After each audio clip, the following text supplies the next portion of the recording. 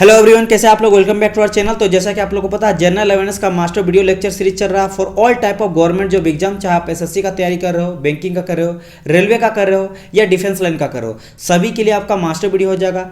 जितने भी आपका सिलेबस पूछा जाता है सभी एग्जाम में, या फिर प्रीवियस ईयर का पैटर्न जो क्वेश्चन आ जाता है, 10 से 15 साल का हम लोग क्वेश्चन वगैरह देखते हैं, सिलेबस देखते हैं, और उसी के बेसिस पे आपको ये पूरा का पूरा सीरीज को प्रोवाइड किया जाता है ताकि बच्चे को कहीं से भी क्वेश्चन ना छूटे।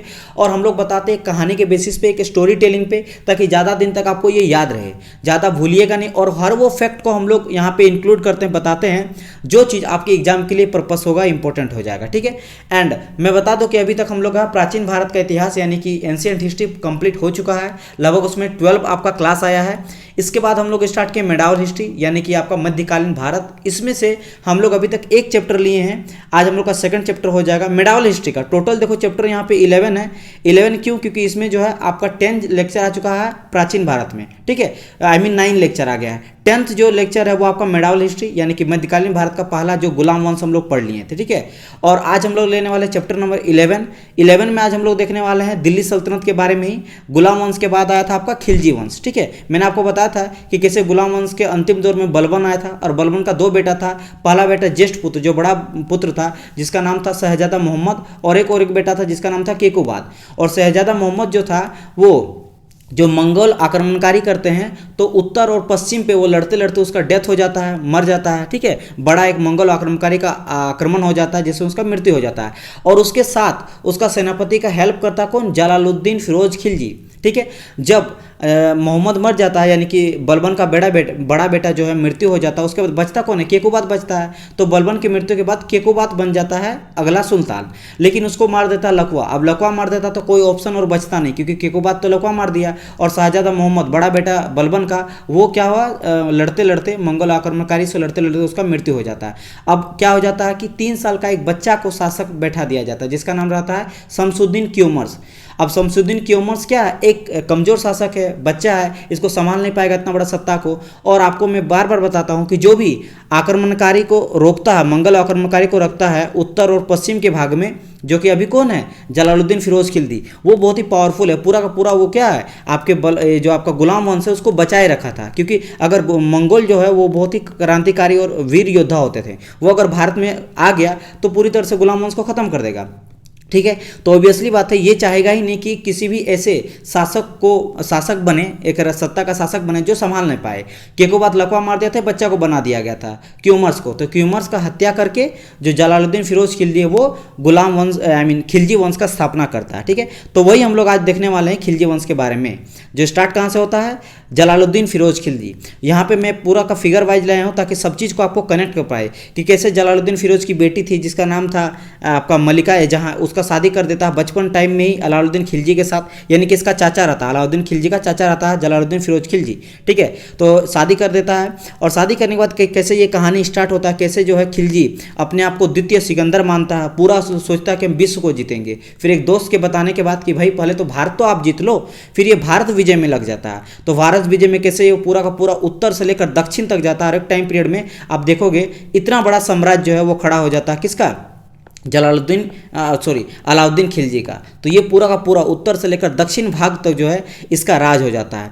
पूरा का पूरा एम्पायर के बारे में बात करेंगे। फिर देखेंगे कैसे चित्तौड़ का इसमें बहुत ही फेमस है। जब गुजरात आक्रमण करता है खिलजी, तो गुजरात आक्रमण में यहाँ पे चित्तौड़ के राजा महाराणा रतन सिंह और रानी पद्मनी, जिसका आप मूवी आप देखे होंगे। ठीक है, तो ये इसके कहानी के बारे में बताएंगे, जहाँ पे जौहर किया जाता है राजपूतों के द्वारा। इसमें लगभग जो है 30,000 से ज़्यादा राजपूतों को हत्या कर दिया गया था। तो जितनी महिलाएं थी, रानी वगैरह थी, सब जो है जौहर कर ली थी। ठीक है, ये चीज़ हम लोग पढ़ेंगे। फिर यहाँ पे एक बहुत ही इंपॉर्टेंट किरदार आ जाता है मलिक कफूर का। मलिक कफूर का बात कब की कहानी है कि जब उत्तर भारत में आक्रमण करता है केम्बे में, तो केम्बे में मलिक कफूर मिलता है। तो मलिक कफूर को जो है किसको सौंप दिया जाता है? आपके अलाउद्दीन खिलजी को। और इसको जीतता कौन था? जीतता है आपके अलाउद्दीन खिलजी का जो एक भतीजा रहता है नुसरत खां। तो नुसरत खां जो उत्तर भारत का जितने भी विजय है उसमें सेनापति रहता है, तो उसी को मिलता है कौन? मलिक कफूर। तो ये सारी कहानी को मैं बताऊंगा। और रानी पद्मनी इंपॉर्टेंट इसलिए क्योंकि थोड़ा सा जो अलाउद्दीन खिलजी है इसकी सुंदरता से मोहित हुआ था। ठीक है, तो ये भी एक बहुत ही मोड़ आएगा, यहाँ पे ड्रामा देखने को मिलेगा। और जैसे मैं बताता हूँ कि कोई भी जो हिस्ट्री में पढ़ाता हूँ उसके पीछे बहुत ही फैक्ट बताता हूँ और स्टोरी बताता हूँ, हर एक पीछे लिंक बताता हूँ, आपको बहुत ही मजा आएगा पूरा सीरीज देखने में, ठीक है।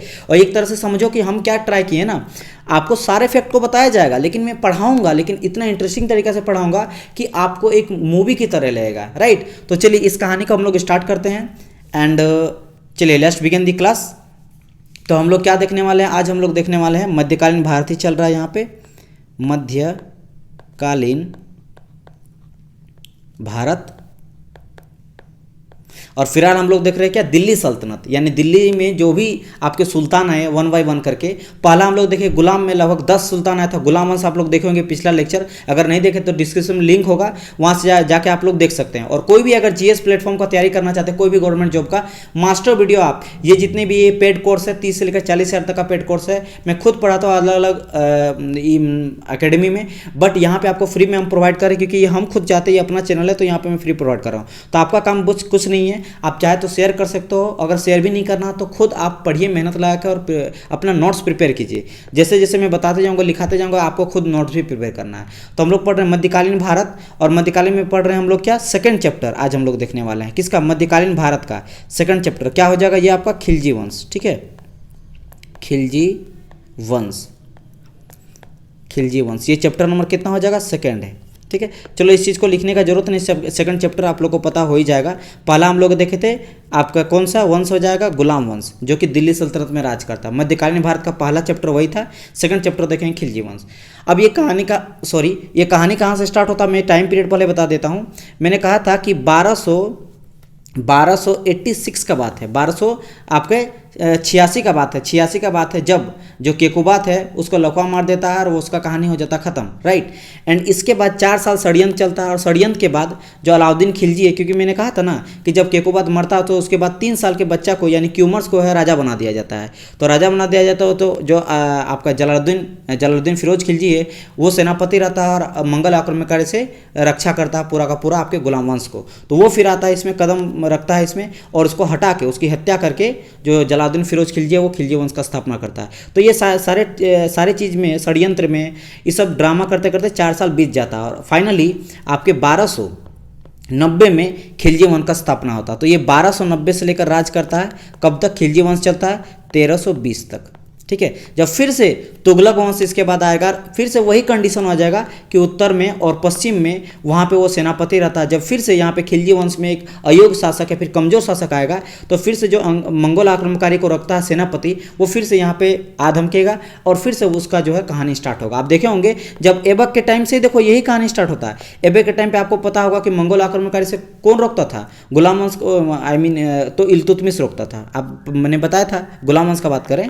गुलाम वंश कुतुबुद्दीन जब ऐबक राजा था तो सेनापति था इल्तुतमिश, जो इसका दामाद था, वो रोकता था मंगोल आक्रमणकारी से। जब ऐबक का आप देखे थे कमजोर शासक आया था आराम सा इसका बेटा आया था, जो 6 महीने के बाद हटा के इल्तुतमिश जो है वो राज किया था। फिर जब इल्तुतमिश के टाइम आया था तो इल्तुतमिश के टाइम चलते रहा, फिर बलबन आ गया गुलाम वंश में। तो बलबन के टाइम के लास्ट पीरियड जब आया तो फिर से केकुबात जो है वो अयोग्य शासक हुआ, तो फिर से जो है इसी तरह आपके जो जलालुद्दीन फिरोज खिलजी है या क्यूमर्स का हत्या करके यहाँ पे खिलजी वंश का स्थापना करे। उसी तरह खिलजी वंश का अंतिम टाइम में जब कमजोर शासक होगा तो तुगलक जो है, गयासुद्दीन तुगलक जो है वो सेनापति रहता है, वो फिर आके तुगलक वंश का स्थापना करेगा। तो ये चलते रहेगा।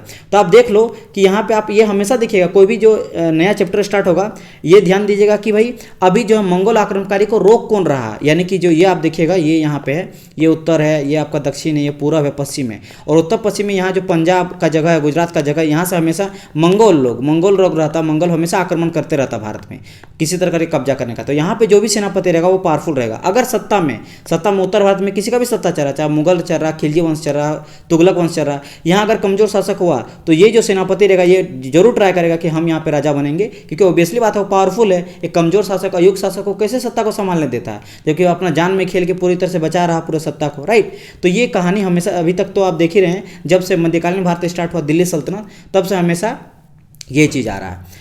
तो हम लोग यहाँ पे क्या देखेंगे, सबसे पहले यहाँ पे आप चलिए लिखना स्टार्ट करते हैं। तो हम लोग यहाँ पे देखें कि बलबनी वंश का बात किए थे हम लोग, एक सेकंड। तो हम लोग देखे थे बलबनी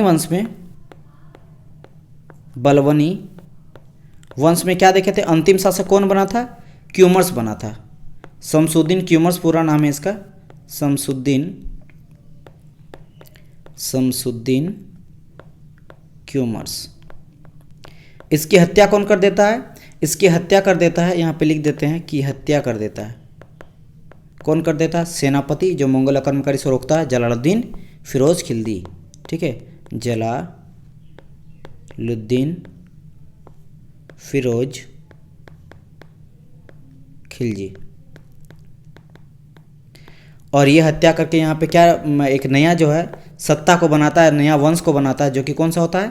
खिलजी वंश होता है। ठीक है, एक चीज़ ध्यान रखिएगा, आप देखे होंगे कि बलबन तक मैंने क्या बताया था, कुतुबुद्दीन ऐबक आया, फिर आपका इल्तुतमिश का वंश आया, सम्मी वंश आया, कुतुबुद्दीन ऐबक का कुतुबी वंश आया, और बलबनी का बलबनी वंश आता। 3 वंश आता था गुलाम वंश में। ठीक है, तो देखो ये जो लोग थे ये आपका गुलाम वंश से था, लेकिन जो कि आपके जलालुद्दीन फिरोज खिलजी है ये गुलाम वंश से हटके है, ये अलग है। दूसरा बात ये था कि बलबनी तक क्या था, आप लोग बताए थे राजा का बेटा राजा बनता था। आप देखे होंगे कुतुबुद्दीन ऐबक था, फिर उसका दामाद बना, फिर आपका कौन था, आपका बना था आपका इल्तुतमिश का बेटा बना, फिर बेटा के बाद फिर उसकी बेटी रजिया सुल्तान बनी। तो ये चलते रहता, हायरार्की चलते रहता था कि राजा का बेटा राजा, राजा का बेटा राजा। आप गुलाम वंश देखोगे पिछला चैप्टर उसमें टोटल में बताओ, लेकिन यहाँ पे देखो राजा का बेटा राजा नहीं बना, राजा वही बना जिसके दम था, जिसके तलवार में दम था। यानी कि ये जो सत्ता लिया गया था वो तलवार के दम पे लिया गया था, यानी कि क्रांति था एक तरह से। तो ये एक नया अध्याय स्टार्ट होता है, यहाँ पे एक नया क्रांति होता है। इसीलिए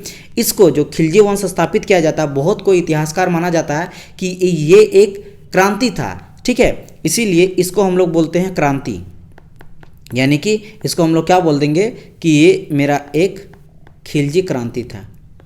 क्योंकि इससे पहले क्यों बोलेंगे सर इसको क्रांति क्यों बोल रहे हैं? क्योंकि देखो सिंपल सा लॉजिक है, इससे पहले आप जितने भी राजा देखे होंगे गुलाम वंश में, चाहे आपका ऐबक हो गया, ऐबक का 2 बेटा था, जैसे पहला वो खुद था ऐबक, फिर आराम शाह बना था, फिर इल्तुतमिश बना, उसका बेटा फिर रकनुद्दीन फिरोज बना, फिर रजिया सुल्तान, फिर बहराम शाह, फिर अलाउद्दीन मसूद, फिर नसरुद्दीन शाह को जहर दे के बलबन जो है वो राज करने लगा, फिर बलबन का बेटा केकुबाद। तो वो सारा क्या था, बेटा का बेटा, बेटा का बेटा, बेटा का बेटा, ये चल रहा था। और आपको पता है क्यों? क्योंकि इल्तुतमिश जो था वो गुटे चालीसा बना था। गुटे चालीसा को क्या बोला था कि तुम्हारा काम यह है कि सत्ता अच्छा से चलाना और भविष्य में सिर्फ मेरा ही घर का बेटा राजा बने या फिर मेरा ही संतान राजा बने, वो ट्राई किया था। लेकिन यहाँ पे उस चीज़ को तोड़ता कौन है? उस चीज़ को ब्रेक करता है जलालुद्दीन फिरोज खिलजी। ये जो है तलवार के दम पे एक क्रांति करके एक नया जो खिलजी मतलब क्रांति करके खिलजी वंश का स्थापना करता है। समझ आए? इसीलिए इतिहासकार क्या मानते हैं कि ये जो है खिलजी वंश एक तरह से क्रांति हुआ था। ठीक है, ओके। क्योंकि क्या है, खिलजी वंश तो गुलाम था नहीं, गुलाम वंश का था ही नहीं, तो ये अलग अध्याय यहाँ पे स्टार्ट होता है। तो यहाँ पे खिलजी क्रांति कौन करता है? जलालुद्दीन फिरोज खिलजी। तो यहाँ पे हम लोग लिखेंगे जलालुद्दीन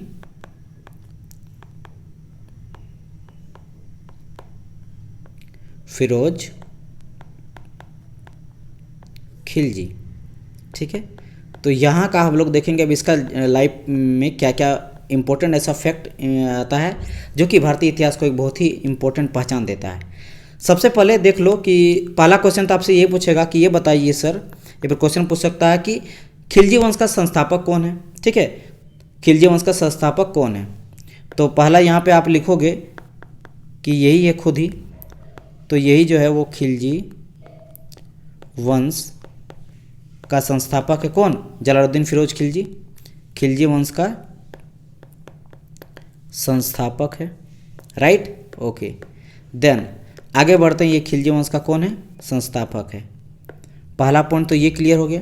दूसरा, जब ये राजा बना था तो इसका उम्र था 70 साल। कितना था? 70 साल, यानी कि बहुत वृद्ध अवस्था में ये सुल्तान बना था।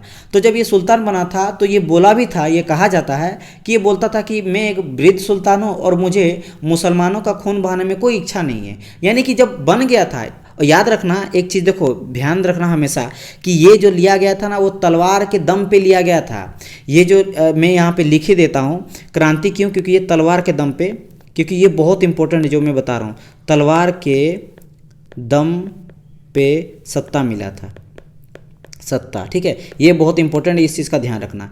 आपको पता है कि भाई ये जो है तलवार के दम पे सत्ता लिया गया था, लेकिन ये चूंकि बहुत वृद्ध हो गया था तो उसके बाद जो है ये इस युद्ध नीति को छोड़ दिया था। लड़ाई झगड़ा में इसको विश्वास नहीं था, मतलब एक उदार किस्म का आदमी हो गया था, ठीक है। तो बोला था कि हमको मुसलमानों का खून बहाने में कोई इच्छा नहीं है, मैं एक वृद्ध सुल्तान हूँ और इसी तरह मैं रहना पसंद हूँ। तो ऑब्वियसली बात है, जब भी इस तरह का क्या एक कमी होता है, क्योंकि ये अभी के टाइम पे एडमिनिस्ट्रेटिव है या फिर आप लीगल प्रोसेस है जिसमें कोई कुछ कर नहीं सकता है, संविधान है, कानून है, उस समय पे राजा जितना पावरफुल, जितना सेना पावरफुल, तभी जाके वो ज़्यादा जो है अपने साम्राज्य को बढ़ा सकता था, या फिर लोग उसे डरते थे कोई चीज़ करने से। अगर इस तरह का चलते रहे तो ये सत्ता टिकने वाली था नहीं।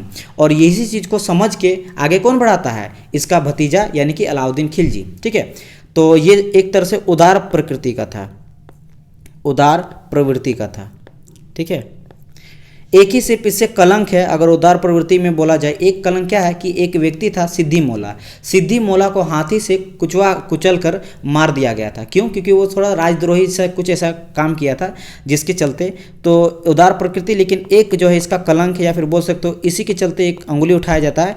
बाकी इसको बहुत ही अच्छा यानी कि उदार प्रकृति का माना जाता है, जो कि लड़ाई झगड़ा में सब चीज़ में विश्वास नहीं करता, युद्ध वगैरह छोड़ दिया था। पहले किया था, तलवार कदम पे लिया था, बट बाद में छोड़ लिया था, ठीक है। तो सिद्धि मोला का वध करवाया था, ठीक है। किससे करा था? हाथी से कुचलाकर। क्यों? राजद्रोही से कुछ किया था कांड, ठीक है। चलो अब क्या आ जाता है, नेक्स्ट कहानी आ जाता है इसका भतीजा। इसका भतीजा कौन रहता है? यानी कि इसका भतीजा रहता है भतीजा, और अपना बेटी से शादी भी इसको दे देता है, यानी कि ये दामाद भी बन जाता है। क्या नाम हो जाता है? जो कि इसका सबसे मेन कैरेक्टर है। अगर बोलेंगे ना, ये एक मूवी चल रहा है, ठीक है, खिलजी वंश एक समझ लो मूवी है, तो इसका सबसे मेन कैरेक्टर मतलब हीरो अभी आने वाला है, जो कौन रहता है? ये आपका रहता है अलाउद्दीन खिलजी। आप मूवी देखे भी होंगे, एक मूवी आया है इंडियन में, ठीक है, कुछ दिन पहले, शायद पद्मावत करके, यस पद्मावत। तो उसमें जो है ये इसके बारे में ही कहानी है, ठीक है। और ये जो आपके रणथंभौर है और चित्तौड़ का किला को जब जीता था, वहीं से राजा थे। राजा कौन थे? राजा रतन सिंह, महाराजा रतन सिंह और रानी पद्मनी। तो उसी को जब जीते थे 1303 में, तब का कहानी को उसमें दिखाया गया है, और अलाउद्दीन खिलजी के बारे में। तो यहाँ पे हम लोग देखेंगे भतीजा व दामाद कौन रहता है? अलाउद्दीन खिलजी, ठीक है। देखो अलाउद्दीन खिलजी जो है, मैं पहले फ़ोटो एक बार दिखा देता हूँ आप लोग को। ये देखिए, ये रहता है आपका जलालुद्दीन फिरोज़ खिलजी, ठीक है। और जलालुद्दीन फिरोज़ खिलजी की यहाँ पे जो आप देख रहे हैं, ये आपकी बेटी है। बेटी का क्या नाम है? मलिका ए जहाँ। मलिका ए जहाँ। तो बचपन में क्या हो जाता है ना, जो आपका यहाँ पे देख रहे हो रणवीर सिंह यहाँ पे ले लिए हैं फोटो के तौर पे, ताकि आप कनेक्ट कर पाओ जब मूवी देखोगे, ठीक है। तो ये इसका चाचा रहता, देखो हम बताएं, ये चाचा रहता, क्या क्या रहता? चाचा रहता। कौन? जलालुद्दीन फिरोज़ खिलजी अलाउद्दीन खिलजी का चाचा रहता है। तो जो अलाउद्दीन खिलजी है, इसके पापा हो जाते हैं डेथ, ठीक है। तो बचपन में जो लालन पालन है वो जलालुद्दीन फिरोज़ खिलजी करता है, और लालन पालन करने के साथ अपनी बेटी मलिका जहाँ से शादी कर देता है। शुरू में ये माना जाता है, ये बताया जाता है इतिहासकारों द्वारा कि ये जो है शादी से खुश नहीं था। कौन? अलाउद्दीन खिलजी जो है वो खुश नहीं था। क्यों नहीं खुश था? शुरू में तो ठीक था, शादी इन लोग का चल रहा था, लेकिन जब राजकुमारी बन गई थी, ऑब्वियसली बात है, जब जलालुद्दीन फिरोज़ खिलजी जो खिलजी वंश का स्थापना करता है और वो सुल्तान बन जाता है, तो उसकी बेटी राजकुमारी बन जाती है। जब राजकुमारी बन जाती है तो इसका हाव भाव में चेंज आने लगता है, यानी कि समझ लो कि एटीट्यूड आ जाता है, ठीक है। तो इसके बाद जो है अलाउद्दीन खिलजी को कुछ मानता नहीं है, मतलब हो ना, पति है बट अपना जगह, क्योंकि हम जो अब राजकुमारी बन चुके हैं, तो जिसके चलते ये खुश नहीं था। अच्छा, आप ये बोल सकते हो कि सर क्या अलाउद्दीन खिलजी का एक ही वाइफ था? नहीं, इसकी 3 वाइफ थी। कितना वाइफ थी? 3 वाइफ थी, ठीक है। एक तो थी आपकी यही मलिका ए जहाँ, जो कि किसकी थी? बेटी, जलालुद्दीन की बेटी थी। इसके बाद एक महरूक नाम की थी, महरू, ठीक है, महरू नाम की थी। ये जो थी वो आल्फ खान की बहन थी। किसका? आल्फ खान की क्या थी? बहन थी, ठीक है। ये एक दूसरी वाइफ होगी। और तीसरा वाइफ कौन है? तीसरा वाइफ है कमला देवी भी इसकी वाइफ थी। और ये कौन थी? कर्ण की पूर्व पत्नी, ठीक है। तो यहाँ पे जो 3 वाइफ, और पहला वाइफ को मैंने बता दिया कौन था? मलिका ए जहाँ, ठीक है, जो कि कौन है? जलालुद्दीन फिरोज़ खिलजी की बेटी है। तो 3 वाइफ था। इससे ये खुश नहीं था, ये इतिहासकार को मानना है। क्यों? क्योंकि जब ये राजकुमारी बन गई थी, पापा जब सुल्तान बन गए थे, उसके बाद इसके हाव भाव में चेंज आने लगा था, यानी कि एटीट्यूड आ गया था। बात समझ में आया? तो ये है कहानी। तब अब देखो आगे क्या होता है। यहाँ पे हम लोग ये चीज़ देख लिए कि भाई भतीजा और दामाद रहता है। चलो अब देखो, और इसका अगर बचपन का कोई नाम पूछे तो, कि भाई अलाउद्दीन खिलजी का बचपन का क्या नाम रहता है, तो इसका बचपन का नाम रहता है अली गुरसुप्पा। बचपन का नाम क्या रहता है? अली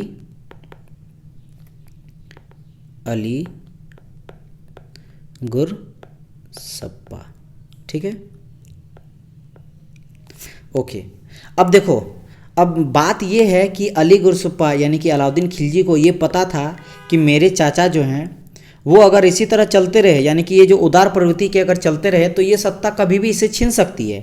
अब बताते हैं उदारता का, एक मैं आपको कहानी बताता हूँ, तब आपको पता चलेगा कि जो जलालुद्दीन फिरोज खिलजी है वो कितना उदार था। एक बार की बात है कि जो पूरा का पूरा राज्य में जो है वो चोरों का पूरा एक खड़ा हो गया, गैंग हो गया, और लोग जब तब जो है चोरी का न्यूज आता था, क्या यहाँ पे चोरी हुआ, यहाँ पे डकैती हुआ, कहाँ पे, गंगा यमुना के दोआब में। गंगा और यमुना, मान लो ये गंगा जा रहे थे और ये यमुना है, ठीक है, तो गंगा और यमुना के दोआब में, एक सेकंड थोड़ा सा तो मैं ठीक कर लेता हूँ, ठीक है, ये गंगा है और ये आपका यमुना है, तो यमुना के आसपास में चोरों का बहुत ज़्यादा तो आतंक फैल गया था। तो चोरों को बुला के ले आया गया दरबार, किसके दरबार में, जलालुद्दीन फिरोज के दरबार में। इसको दरबार में ले आया गया और उन लोग को ये वादा कराया गया कि तुम लोग वादा करो कि भविष्य में तुम कभी भी चोरी नहीं करोगे। क्या बोला गया कि भविष्य में चोरी नहीं करेंगे। लेकिन हुआ क्या, चोर तो चोर है, उसको छोड़ दिया गया, फिर उन लोग चल गया और फिर से जो है उन लोग चोरी वगैरह करने लगा। उन लोग को फिर से दोबारा लाया गया, ठीक है, सेकेंड टाइम लाया गया। सेकेंड टाइम जब लाया गया तो उन लोग को क्या बोला गया कि तुम लोग एक काम करो, इसको गंगा नदी के उस पार भेज दो, अलग साइड में भेज दो। मान लो इधर आपका खिलजी वंश है, ठीक है, तो बोला कि इस साइड में सबको भेज दो और अपोजिट साइड में भेज दो। तो यानी कि इससे क्या पता चलता कि देखो कि वो सबसे पहले तो एक महाराजा जो सुल्तान है वो उन लोग को वादा दिलाया, ठीक है, कि तुम लोग कभी चोरी नहीं करेगा, और लोग चोरी फिर से किया, लेकिन फिर भी उन लोग को माफ़ कर दिया गया। उन लोग को गंगा, अलग बात है कि जब गंगा के उस साइड में भेज दिया गया चोरों को, तो वहाँ पे जो है चोरी का आतंक बहुत ज़्यादा फैल गया था। इधर तो बच गया, उधर पड़ गया, लेकिन इससे उदारता का पता चलता है ना कि भाई तब भी छोड़ दिया, ठीक है। दूसरे तो कोई ऐसा होता कि भाई डायरेक्ट जो है मौत दे देता था। तो इससे पता चलता है कि कितना उदार व्यक्ति थे। तो और ये जलालुद्दीन जो अलाउद्दीन खिलजी, इसको कंफर्म पता था कि हमारे चाचा को, मेरे चाचा को जो खिलजी वंश मिला है ना, वो तलवार के दम पे मिला है। अगर इसी तरह चलते रहे तो ऐसा दिन आएगा कि पूरी तरह से ये सत्ता खत्म हो जाएगा। लेकिन अब ये चाचा से लड़ नहीं सकता, अगर युद्ध भी करेगा तो युद्ध अगर करेगा तो उसके लिए चाहिए पैसा, मनी, धन का जरूरत था, और धन के लिए इसको क्या करेगा, लूट मार कर सकता है राज्य में ही। लेकिन अगर अपने यहाँ पे यानी उत्तर भारत में जहाँ पे राज करता है, क्योंकि दिल्ली में राज करता है ना, दिल्ली में राज है किसका, इसलिए दिल्ली सल्तनत हम लोग पढ़ रहे हैं ना, तो दिल्ली में अगर कहीं भी कोई भी राज्य में छोटा भाग में अगर लूटपाट करता धन के लिए, कौन, अलाउद्दीन खिलजी, तो परमिशन लेना पड़ेगा किसका, जलालुद्दीन फिरोज खिलजी का। इसीलिए डिसाइड करता है कि हम जो है विंध्याचल पर्वत, ये आपका नॉर्थ है और ये इसका साउथ है, बीच में पड़ता है आपका क्या, विंध्याचल पर्वत।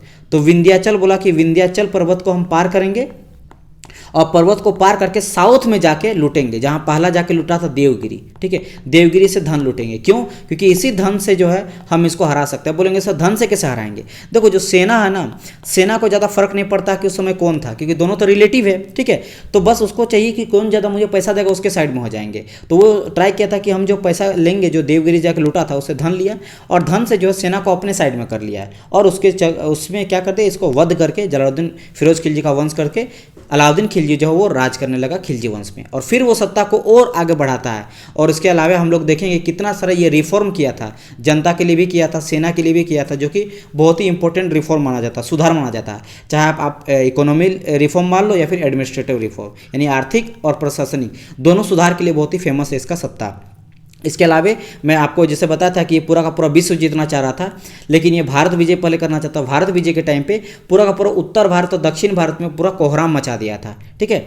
जो हम लोग आगे बढ़ते हैं यहाँ पे, तो हम लोग क्या देखें, बचपन का नाम था अली गुरसुप्पा। फिर आगे हम लोग देखेंगे कि मैंने क्या कहा कि इसको हराना था, किसको, इसके चाचा को, जलालुद्दीन फिरोज खिलजी को, उसके लिए चाहिए था धन, और धन के लिए जाता साउथ में। अपना यहाँ तो लड़ेगा तो भाई परमिशन लेना पड़ेगा, परमिशन लेगा तो बोलेगा क्यों धन तुमको चाहिए। तो इसके लिए क्या किया, ये सबसे पहले जो है वो गया साउथ, और साउथ में विंध्याचल पर्वत को पार करके वहाँ से देवगिरी में जाके लूटा धन प्राप्त किया। तो जिसने सबसे पहले विंध्या यानी कि समझ लो कि खिलजी वंश यानी गुलाम वंश हम लोग पढ़ रहे हैं ना, पूरा का पूरा दिल्ली सल्तनत में पहला ऐसा राजा है जो साउथ में जाके लूट रहा है। इससे पहले कोई नहीं गया था, ठीक है, इसलिए सबसे पहले यहाँ पे बोल रहा। तो इस पहले का मतलब यही समझ लो कि अभी तक हम लोग पढ़ रहे थे क्या, मध्यकालीन भारत में पहला वंश क्या पढ़े थे हम लोग, गुलाम वंश। तो गुलाम वंश में जितना 10 राजा हुआ, कोई जो साउथ नहीं गया था, और इसके जो चाचा ये भी नहीं गए थे। ये पहला जो विंध्याचल पर्वत को पार करके साउथ जा रहा है, और वहाँ को जाके पार करके किसको लूटता है, देवगिरी को लूटता है, देवगिरी, ठीक है। और ये कहानी दिखेगा आगे भी काम चलेगा, जब पूरा का पूरा दक्षिण भारत को लूटता तो फिर जाके इसको सबक सिखाता है देवगिरी के राजा को। क्यों? क्योंकि ये जो है इसको जब लूटने के बाद बोलता तुम हमेशा मेरे को धन पहुंचाएगा, लेकिन वो धन जब नहीं पहुंचाता है तब फिर से उसको सजा देने के लिए दोबारा आक्रमण करता है। ये मैं आगे बताऊँगा। तो यहाँ आप देखें कि देवगिरी से धन लूटता है, और जब धन लूटा तो ऑब्वियसली बात है कि भाई जलालुद्दीन फिरोज खिलजी को पता चल गया कि भाई बिना परमिशन का अलाउद्दीन खिलजी ऐसा क्यों किया। तो वो पूछा कि भाई तुम ऐसा क्यों किए और तुम कहाँ पे हो। तो अलाउद्दीन खिलजी बोला कि ठीक है हम आ रहे हैं, रास्ते में हैं। तो बोला कि ठीक है तुम दरबार में आके मेरे से मिलो। ठीक है, कौन बोला? आपका फिरोज बोला खिलजी को, अलाउद्दीन खिलजी को, कि तुम आके मिलो, ऐसा तुम किया क्यों। वो पहले मिलना चाह रहा था, फिर देखना चाहता कि क्या बात है। लेकिन क्या हुआ, जब बहुत दिनों तक अलाउद्दीन खिलजी दरबार में नहीं गया, ठीक है, जलालुद्दीन फिरोज के, तब इसको लगा कि आखिर बात क्या है। तो ये खुद सोचा, इसको शक पैदा हुआ कि भाई कुछ तो ऐसा कुछ गड़बड़ तो नहीं है ना, ऐसा कुछ कर रहा है। और मैंने आपको बताया था कि अलाउद्दीन खिलजी को जो है वो आपका गवर्नर बना दिया गया था। जो जलालुद्दीन फिरोज खिलजी है अपने दामाद को गवर्नर कहाँ का बनाया था, अगर नहीं पता तो मैं बता देता हूँ। गवर्नर बनाया था मणिपुर का, कड़ा व मणिपुर दोनों का बनाया था। ठीक है, गवर्नर कहाँ का था? कड़ा व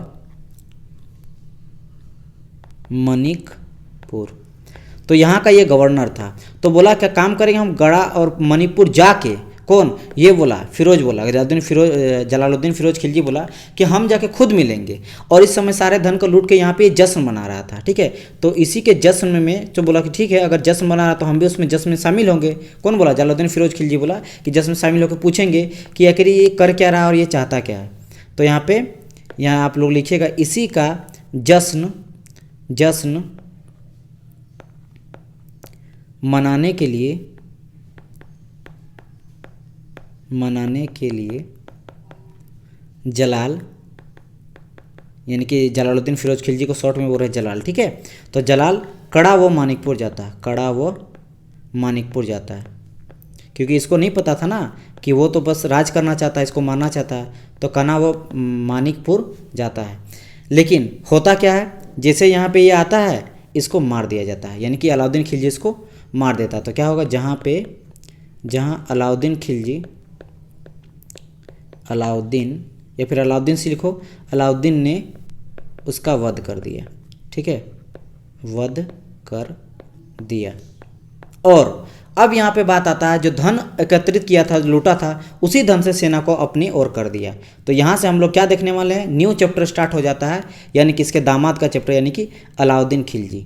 तो यहाँ पे हम लोग क्या देखेंगे, अलाउद्दीन खिलजी के बारे में। इसको मैं रेड से यहाँ पे लिख देता हूँ, एक नया चैप्टर स्टार्ट हो रहा है हम लोग का। अलाउद्दीन, एक मिनट,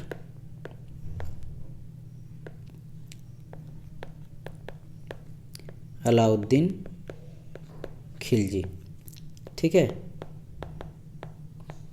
और इसका टाइम पीरियड कहाँ से स्टार्ट होता है, ये स्टार्ट होता है 1296 से लेकर, ठीक है, 1316 ईस्वी तक ये राज करता है। ठीक है, ओके, यहाँ से।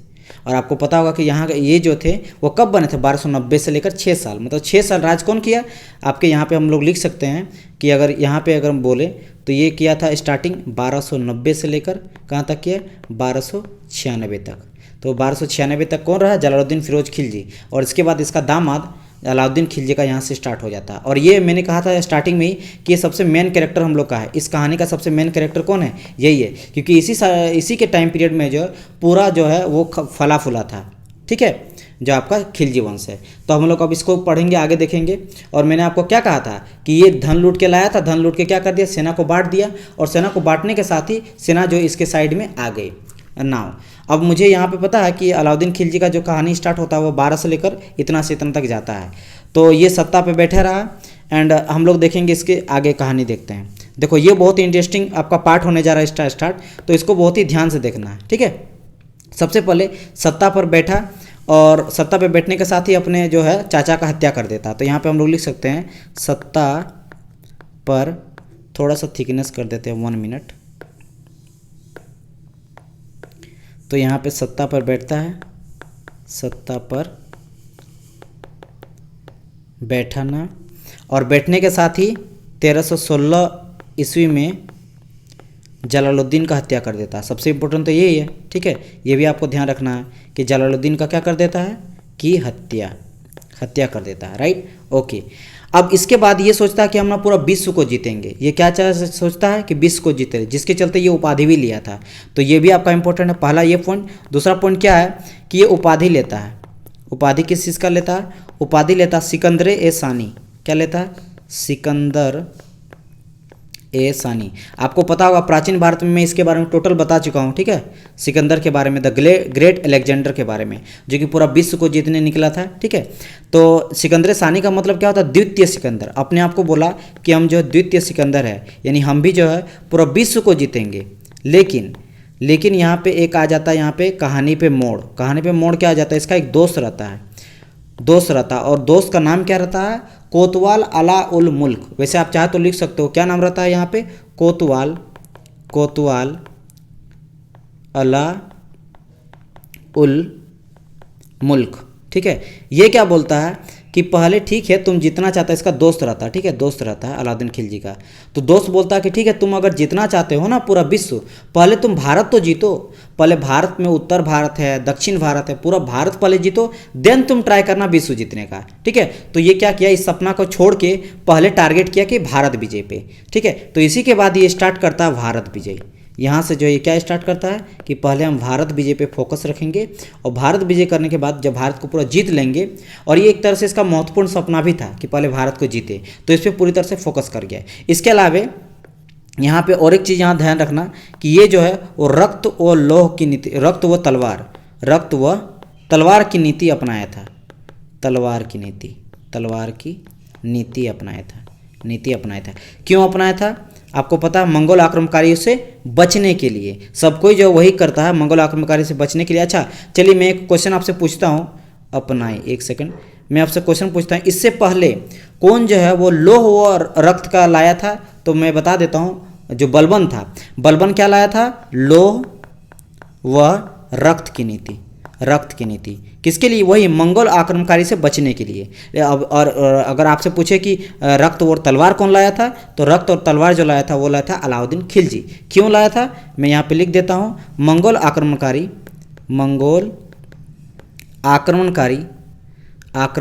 एक मिनट, मंगोल, एक थोड़ा सा इसको मैं भी थिकनेस कर लेता हूँ ताकि आप लोगों को क्लियर नजर आए, ठीक है। तो यहाँ पे किससे? मंगोल आक्रमणकारी से बचने के लिए, मंगोल आक्रमणकारी के फिर से पार पाने के लिए, ताकि ये जो एक लहर, एक तरह से समझ लो, ये जो सेनाओं में जोश भर देता था, ठीक है। रक्त और तलवार की नीति कि हम उन लोगों को छोड़ेंगे नहीं। जैसे हमेशा तो ना अभी के टाइम में क्या हो जाता है, नेता लोग कोई ना कोई जो है एक, जैसे भारत छोड़ो गांधी द्वारा बोला गया था, इस टाइम से कोई एक नारा होता था जो कि एक लहर दौड़ देता है और एक जोश भर देता है आपके नॉर्मल ह्यूमन बींग्स में। तो सेना में भी एक जोश डालने के लिए रक्त व तलवार की नीति को अपनाए गए थे मंगोल आक्रमणकारी को हराने के लिए। तो ये किया गया था किसके द्वारा? अलाउद्दीन खिलजी के द्वारा। तो यहाँ से बात आता है भारत विजय का। तो भारत विजय देखते हैं वन बाय वन करके। क्या कहते हैं कि इसका एक दोस्त था, वो बोलता कि तुम पहले भारत विजय पे ध्यान दो। तो भारत विजय में स्टार्ट होता दो तरह से, एक तो उत्तर भारत और एक होता दक्षिण भारत। तो सबसे पहले हम लोग बात करेंगे यहाँ पे उत्तर भारत का, ठीक है। कहाँ पढ़ेंगे? उत्तर भारत की विजय के बारे में बात करेंगे, उत्तर भारत की विजय। एंड दूसरा हम लोग क्या पढ़ेंगे यहाँ पे, सेकंड में हम लोग देखेंगे दक्षिण भारत का विजय, ठीक है। क्या देखेंगे हम लोग यहाँ पे? दक्षिण भारत का विजय। दोनों जो बहुत ज़्यादा इंपॉर्टेंट है, उत्तर भारत का विजय या फिर दक्षिण भारत का विजय, both are very important in subject point of view और एग्जाम पॉइंट ऑफ व्यू, ठीक है। सब्जेक्ट के तौर पे भी, एग्जाम के तौर पे यहाँ से जो है भर के आपको क्वेश्चन पूछेगा। तो चलिए स्टार्ट करते हैं। पहला पॉइंट क्या आ जाता है? सबसे पहले उत्तर भारत में जो अभियान करता है, ये करता है आपका गुजरात अभियान। कौन सा अभियान करता है? गुजरात अभियान। पहला क्वेश्चन ये है कि सर एक चीज़ बताइए, उत्तर भारत में या दक्षिण भारत में, दोनों में क्या सेनापति ये खुद था? नहीं, याद रखना ये तो राजा रहता, सेनापति दोनों में अलग अलग था। कौन था वो मैं करता हूँ। तो सबसे पहले क्या हो जाता है? सबसे पहला अटैक वो कहाँ करता है? उत्तर भारत में, गुजरात में करता है। यानी कि सबसे पहले ये गुजरात अभियान पे जाता है, यहाँ पे आक्रमण करता है। और यहाँ पे इसका हेल्प कौन करता है? सेनापति कौन रहता है? सेनापति, एक सेकंड, यहाँ का जो सेनापति रहता है, सेनापति वो रहता है इसका चचेरा लड़का, जिसका नाम रहता है नुसरत खां रहता है, ठीक ठीक है, नुसरत खां रहता है। ये बहुत इंपॉर्टेंट नुसरत खां, क्योंकि जो आप देखिएगा मलिक कफूर एक बहुत इंपॉर्टेंट किरदार आएगा, वो एक हिजड़ा था, तो वो जो है गुजरात अभियान में ही मिला था, खरीद लिया था, उसको 1000 दिनार में खरीदा गया था। 1000 दिनार, जैसे हम लोग का पैसा हो जाता है, डॉलर होता है, दिनार होता है, तो 1000 दिनार में उसको खरीदा गया था और बाद में किसको सौंप दिया गया था, अलाउद्दीन खिलजी को। और उतना वो विश्वास का पात्र हो गया था, इतना इसके करीब आ गया था कि उसको दक्षिण भारत के अभियान में उसको सेनापति बना दिया जाता है, ठीक है, किसको, मलिक कफूर को। तो ये किसको लिया था, बहुत कोई ये सोचता है कि जो है अलाउद्दीन खिलजी खरीदा था, अलाउद्दीन खिलजी नहीं खरीदा था, आपके नुसरत खां खरीद के दे दिया था, जो कि कौन था, आपके अलाउद्दीन खिलजी का चचेरा भाई था, चचेरा लड़का था। तो ये चीज़ है, ठीक है। तो सेनापति ये था। अब यहाँ पे क्या हो जाता है, गुजरात आक्रमण करता है, तो गुजरात आक्रमण से इसको 2 चीज़ मिलता है। कौन कौन सा चीज़ है, पहला चीज़ तो ये है, यहाँ पे आप लिखना, यहाँ पे पहला चीज़ क्या मिलता है, तो देखो पहला चीज़ यहाँ पे ना एक और एक चीज़ हो जाता है, फंडा मैं आपको क्लियर करता हूँ तब जाके समझ में आएगा। एक खुम्स होता है, खुम्स क्या होता था, मैं इसको क्लियर करता हूँ। खुम्स देखो यहाँ पे बात कर रहे हैं कि जब सेना, पहले का बात कर रहे हैं, पहले यानी कि जब अलाउद्दीन खिलजी राजा बना था, सुल्तान बना था, उससे पहले क्या हो जाता था, खुम्स जो रहता था, खुम्स क्या होता था कि लूट में मिला हुआ धन होता था। क्या होता था, लूट में मिला हुआ धन। इस साइड में हम लिख रहे, चाहते इसको मैं मिटा दूंगा, आप चाहते हो लिख लो, ठीक है। लूट में मिला हुआ धन, धन रहता था। तो खुम्स का जो भी लूटा हुआ धन मिलता था, उसका 3/4 भाग जो वो सेना को दे दिया जाता था। 3/4 भाग कौन रखता था, सेना को दिया जाता था, और 1/4 भाग जो वो किसको मिलता था, सुल्तान को मिलता था। ये कब का बात कर रहे हैं, जब मेरा अलाउद्दीन खिलजी नहीं था, यानी कि जलालुद्दीन फिरोज खिलजी के टाइम का बात, उससे पहले। लेकिन जब अब की बात है, अब यानी कि किसका बात कर रहे हैं, अब जब यहाँ पे आ गया आपका अलाउद्दीन खिलजी, तो यहाँ पे लिख सकता हूँ, अब मतलब किसका बात कर रहे हैं यहाँ पे, अलाउद्दीन खिलजी के टाइम पीरियड में। ये क्या किया, ये बोला कि देखो सेना में बहुत अच्छा काम किया था, ये बोला कि हमें काम करेंगे ना, तुम लोग उस पर डिपेंड क्यों रखेंगे। मान लो लूट का मिला हुआ धन जो है वो कम मिला, बहुत ही कम धन मिला, तो कम धन मिला तो यहाँ पे तुमको लोग को तो पेट नहीं भरेगा, तो ये क्या किया कि तुम लोग को हम सैलरी देंगे, पेमेंट देंगे, ठीक है। तो इन लोग को क्या देने लगा, नगद वेतन देने लगा, नगद, एक सेकेंड, इन लोग को क्या देने लगा, नगद वेतन देने लगा। ऑब्वियसली बात है, अगर नगद वेतन देंगे यानी कैश पेमेंट देने लगे, तो कैश पेमेंट के बाद अब तुमको क्या जरूरत है, लूट का धन हुआ, खुम्स से क्या कनेक्शन है। तब क्या किया, अब बोला कि जो भी हम लोग को खुम्स में मिलेगा, यानी कि लूट हुआ धन जो मिलेगा कोई भी अभियान से, कोई जो आक्रमण होगा, उसका 1/4 भाग को सेना को देंगे और 3/4 भाग को ये सुल्तान को देना पड़ेगा। मतलब एकदम पलट दिया। आप देख रहे हैं यहाँ पे पहले कितना मिलता था, यहाँ से ध्यान देखो, 3/4 भाग जो सेना को दिया जाता था, अब 3/4 भाग सुल्तान को देना पड़ेगा, ठीक है, यानी कि राजकोष में चल जाएगा। और पहले 1/4 भाग सुल्तान को दिया जाता, अब 1/4 भाग सेना को मिलने लगा।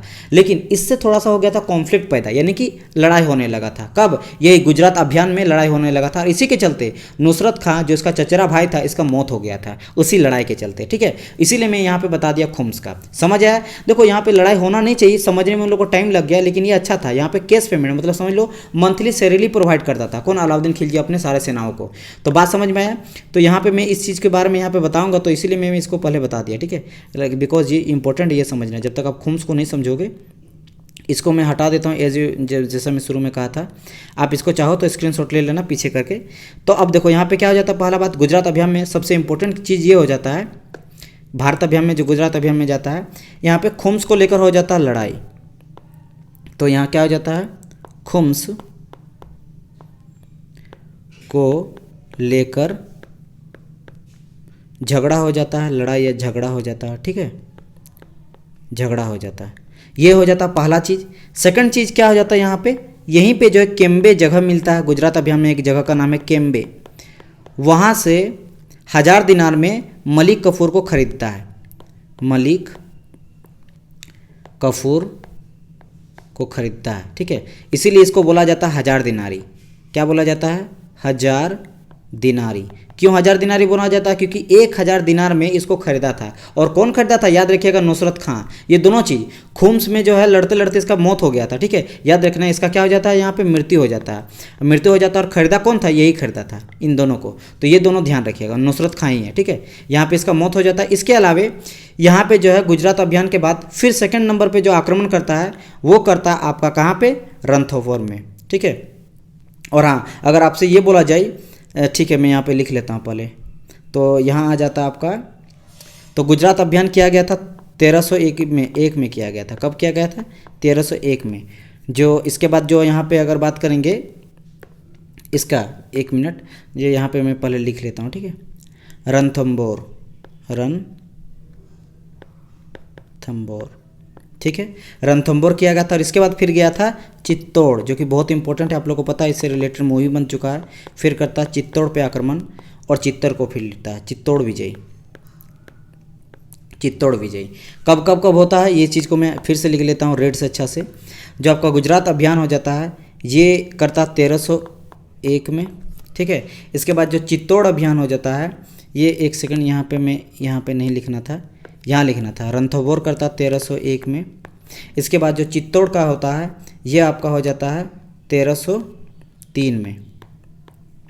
1303 में जो चित्तौड़ पे आक्रमण करता है, ठीक है। इसके बाद और एक जगह को लूटता है, मांडू, इसको भी आप लिख लो, ठीक है।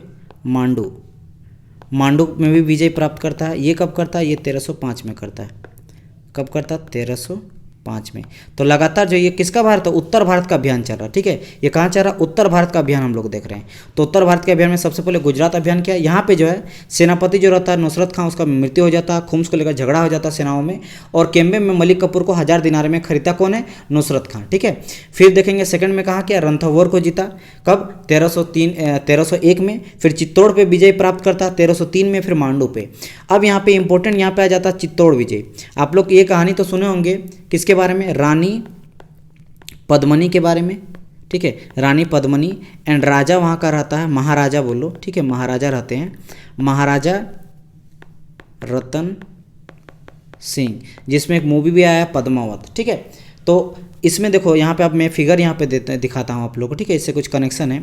ये देखो इन लोग जैसे देखो जब भारत विजय में जाता है तो देखो ये दिल्ली से पहले निकलता है, और दिल्ली से देखो यहाँ पे रणथंबोर है, फिर यहाँ पे चित्तौड़ जाता है, फिर गुजरात जाता है। तो देखो यहाँ पे गुजरात जाता है आपका 1299 जाता है, फिर 1303 में इंपॉर्टेंट यहाँ दिया गया है। देखो यहाँ पे सारा डेट यहाँ पे भी आप देख सकते हो।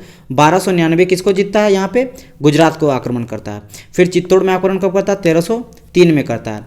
1301 में किसको करता है? रणथंबोर को, ठीक है। फिर मांडू देखो यहाँ पे 1305 में है। तो यहाँ पे और एक चीज़, यहाँ पे गुजरात आक्रमण दे रहे हैं। तो ये जो धीरे धीरे इसके बाद देखो साउथ में जाएगा। साउथ में किसके सहारे जाएगा? यानी कि कौन सेनापति रहेगा? मलिक कफूर। और वहाँ जाके वो पहले देवगिरी को लूटता है। जो सबसे पहले याद होगा, जब जलालुद्दीन फिरोज खिलजी अपने चाचा को हराया था तो देवगिरी ही लूटा था। तो देवगिरी के बाद ये सारा जगह पे लूटता है। जैसे देवगिरी के बाद वारंगल जाता है सेकंड नंबर, पहले देवगिरी, फिर सेकंड नंबर में वारंगल जाता है। वारंगल के बाद थर्ड नंबर में जाता है द्वार समुद्र। द्वार समुद्र कितना नंबर है? थर्ड में जाता है। और द्वार समुद्र का जाता है पांड्या देश। देखो यहाँ नीचे है पांड्या देश, यहाँ रहता 2 भाई, वीर पांड्या और सुत पांड्या। तो इन लोग को लूटता है। तो पहले 1 2 3 4 ये चारों जगह। और सबका सेनापति कौन रहता है? इसका सेनापति ये दक्षिण का बात कर रहे हैं। किसका बात कर रहे हैं? दक्षिण विजय का बात कर रहे हैं। और यहाँ पे जो बताएं हम, यहाँ पे देखो ब्लैक से मैं बता रहा हूँ, चित्तौड़ हो गया, रणथंबोर हो गया, मांडू हो गया, कड़ा हो गया, ये सब कहाँ का बात करें? ये उत्तर भारत का बात करें। तो उत्तर भारत में सेनापति कौन रहता है? यहाँ सेनापति इसका जो चचेरा लड़का है, यानी कौन रहता है? नुसरत खां रहता है, ठीक है। लेकिन अगर बात करेंगे हम लोग यहाँ पे दक्षिण विजय में, तो दक्षिण विजय में कौन सेनापति रहता है? मलिक कफूर, जो कि एक हिजड़ा रहता है, ठीक है, मलिक कफूर। और इसको कहाँ पे जीतता है? यहाँ पे जो गुजरात आक्रमण किया था वहीं से इसको जीता, केम्बे से। बात समझ में आया? तो ये जो है पूरा का पूरा दिल्ली सल्तनत में आप देख रहे हो कि भारत विजय की पूरा का पूरा कथा है। ये भाई पूरा स्टोरी है कि कैसे कैसे 1 बाय 1 करके स्टेप बाय स्टेप जाता है। और इसके बाद मैंने क्या कहा था कि देखो ये तो राजकुमार में पहले बता दिया कि इसका जो है इसके साथ शादी हो जाता है, इसका दोनों का शादी हो जाता है। ये बेटी रहती है मलिका जहाँ रहता है नाम जलालुद्दीन फिरोज का। अब यहाँ पे देखो ये जो है जब आपके बात कर रहे हैं हम किसका, जो आक्रमण किया था आपके चित्तौड़ पे 1303 पे आक्रमण करता है चित्तौड़ पे। कहाँ करता है? चित्तौड़। जब चित्तौड़ पे आक्रमण करता है तो यहाँ का राजा रहता है महाराणा रतन सिंह और रानी रहती है रानी पद्मनी। ठीक है, रानी कौन रहती है? पद्मनी। तो रानी पद्मनी जो है, देखो इतिहासकार ये मानते हैं कि रानी पद्मनी जो है काल्पनिक है, ये इसका कोई जो है रियलिटी से कोई बेस्ड नहीं, लेकिन कुछ का मानना है। लेकिन रियलिटी में जो है अब मुझे भी नहीं पता, ये बताया जाता है। लेकिन आप लोग को बस एग्जाम पॉइंट ऑफ व्यू से रखना याद कि जो चित्तौड़ की राजा कौन रहता है? महाराजा रतन सिंह और रानी रहती पद्मनी। और रानी पद्मनी माना जाता था कि बहुत ही सुंदर था। ठीक है, ये आप अगर और एक फिगर आप देखोगे तो यहाँ देखो ये अलाउद्दीन खिलजी है और ये रानी पद्मनी है। तो माना जाता है कि जो रानी पद्मनी थी वो बहुत ही सुंदर थी, तो इसके सुंदरता से ये मोहित हो गया था। ठीक है, इसी के चलते ये मूवी वगैरह बना था। और जब चित्तौड़ में आक्रमण किया था, तो आक्रमण में जब लगने लगा था कि भाई अब जो है हमारे महाराजा या फिर पूरा सेना जो वो कभी रिटर्न नहीं आ पाएंगे, तो जितनी भी महारानियां थी या फिर जितनी भी महिलाएं थी, ठीक है, क्योंकि वो लोग राजपूत थे और राजपूत के यह होता कि अगर कोई भी अगर वहाँ पे अगर सत्ता में यानी कि राजा हार जाए और कोई सेना मतलब दुश्मन सेनापति उस राज्य में कदम रखे, उससे पहले ये लोग जौहर से इन लोग जौहर क्या हो जाता है कि एक तरह से देखो यहाँ पे हॉल रहता है, घर रहता है और ये पूरा इसमें आग लगा दिया जाता है, ठीक है, यहाँ पे आग लगा जाता है, यहाँ पे कूद कूद के सबको क्या देता है, जान दे दिया जाता है। तो बाद में जितने भी महिलाएं थी सब आग में कूद के जौहर जिसको बोला जाता है, जौहर से उन लोग अपने को अपने जान को दे दिया गया था, ठीक है। तो ये और ये भी कहा जाता है कि जब चित्तौड़ पर आक्रमण किया गया था तो लगभग अलाउद्दीन जो खिलजी है, अलाउद्दीन खिलजी लगभग 30,000 वीर राजपूतों का हत्या कर दिया था, ठीक है, ये भी ध्यान रखना, 30,000 राजपूतों का हत्या किया गया था, ठीक है। और जौहर क्यों किया गया था? दुर्व्यवहार से बचने के लिए, क्योंकि पता था कि सेना नहीं लौटेगा, राजा नहीं लौटेगा, तो लोग आने के बाद दुर्व्यवहार तो करेगा ही, तो उससे बचने के लिए इन लोग जौहर कर लेता था, ठीक है, आग में कूद के जान दे दिया जाता था। तो ये भी आपका इंपॉर्टेंट है, राइट, ओके। तो हम लोग आगे देखते हैं यहाँ पे, ठीक है।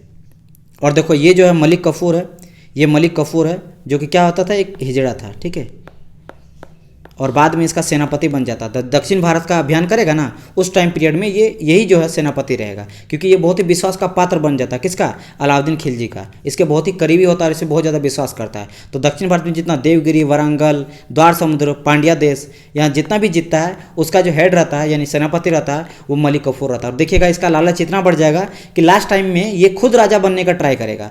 कुछ एक टाइम पीरियड ऐसा आता है कि राजा बन भी जाता है, लेकिन बाद में फिर इसको मार के हत्या करके कोई और बन जाता है, वो मैं आपको बाद में कहानी बताऊंगा। तो यहाँ पे आप समझ गए रानी पद्मिनी और रतन सिंह के बारे में जो स्टोरी है, ये कहाँ का राजा रहता है? चित्तौड़ का राजा रहता है। जब हमला कब करता? 1303 में करता। कौन? आपके अलाउद्दीन खिलजी, राइट। तो यहाँ पे हम लोग क्या देखें, इंपॉर्टेंट सब देख लिए। तो अच्छा हाँ, गुजरात अभियान कब करता था? 1299 में। तो 1299 में करता गुजरात अभियान, 1301 में करता है रणथंभौर, फिर करता है आपका चित्तौड़ और फिर करता है मांडू, ठीक है, 5 में।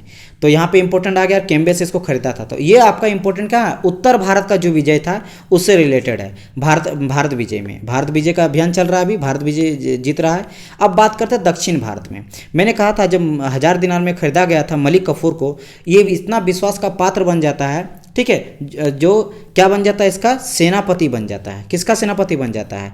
भारत जो दक्षिण भारत का विजय होता है इसमें सेनापति किसको बना दिया जाता है? मलिक कफूर को सेनापति। सेनापति कौन रहता है? मलिक कफूर, ठीक है, काफूर, ये रहता सेनापति। तो सबसे पहले कहाँ कहाँ लूटता, मैं आपको ना एक चीज़ पहले यहाँ पे बता देता हूँ कि कैसे कैसे ये लोग लूटता है, ठीक है। देखो चलो मैं यहीं पे बता देता हूँ। सबसे पहले इन लोग जाता है देवगिरी।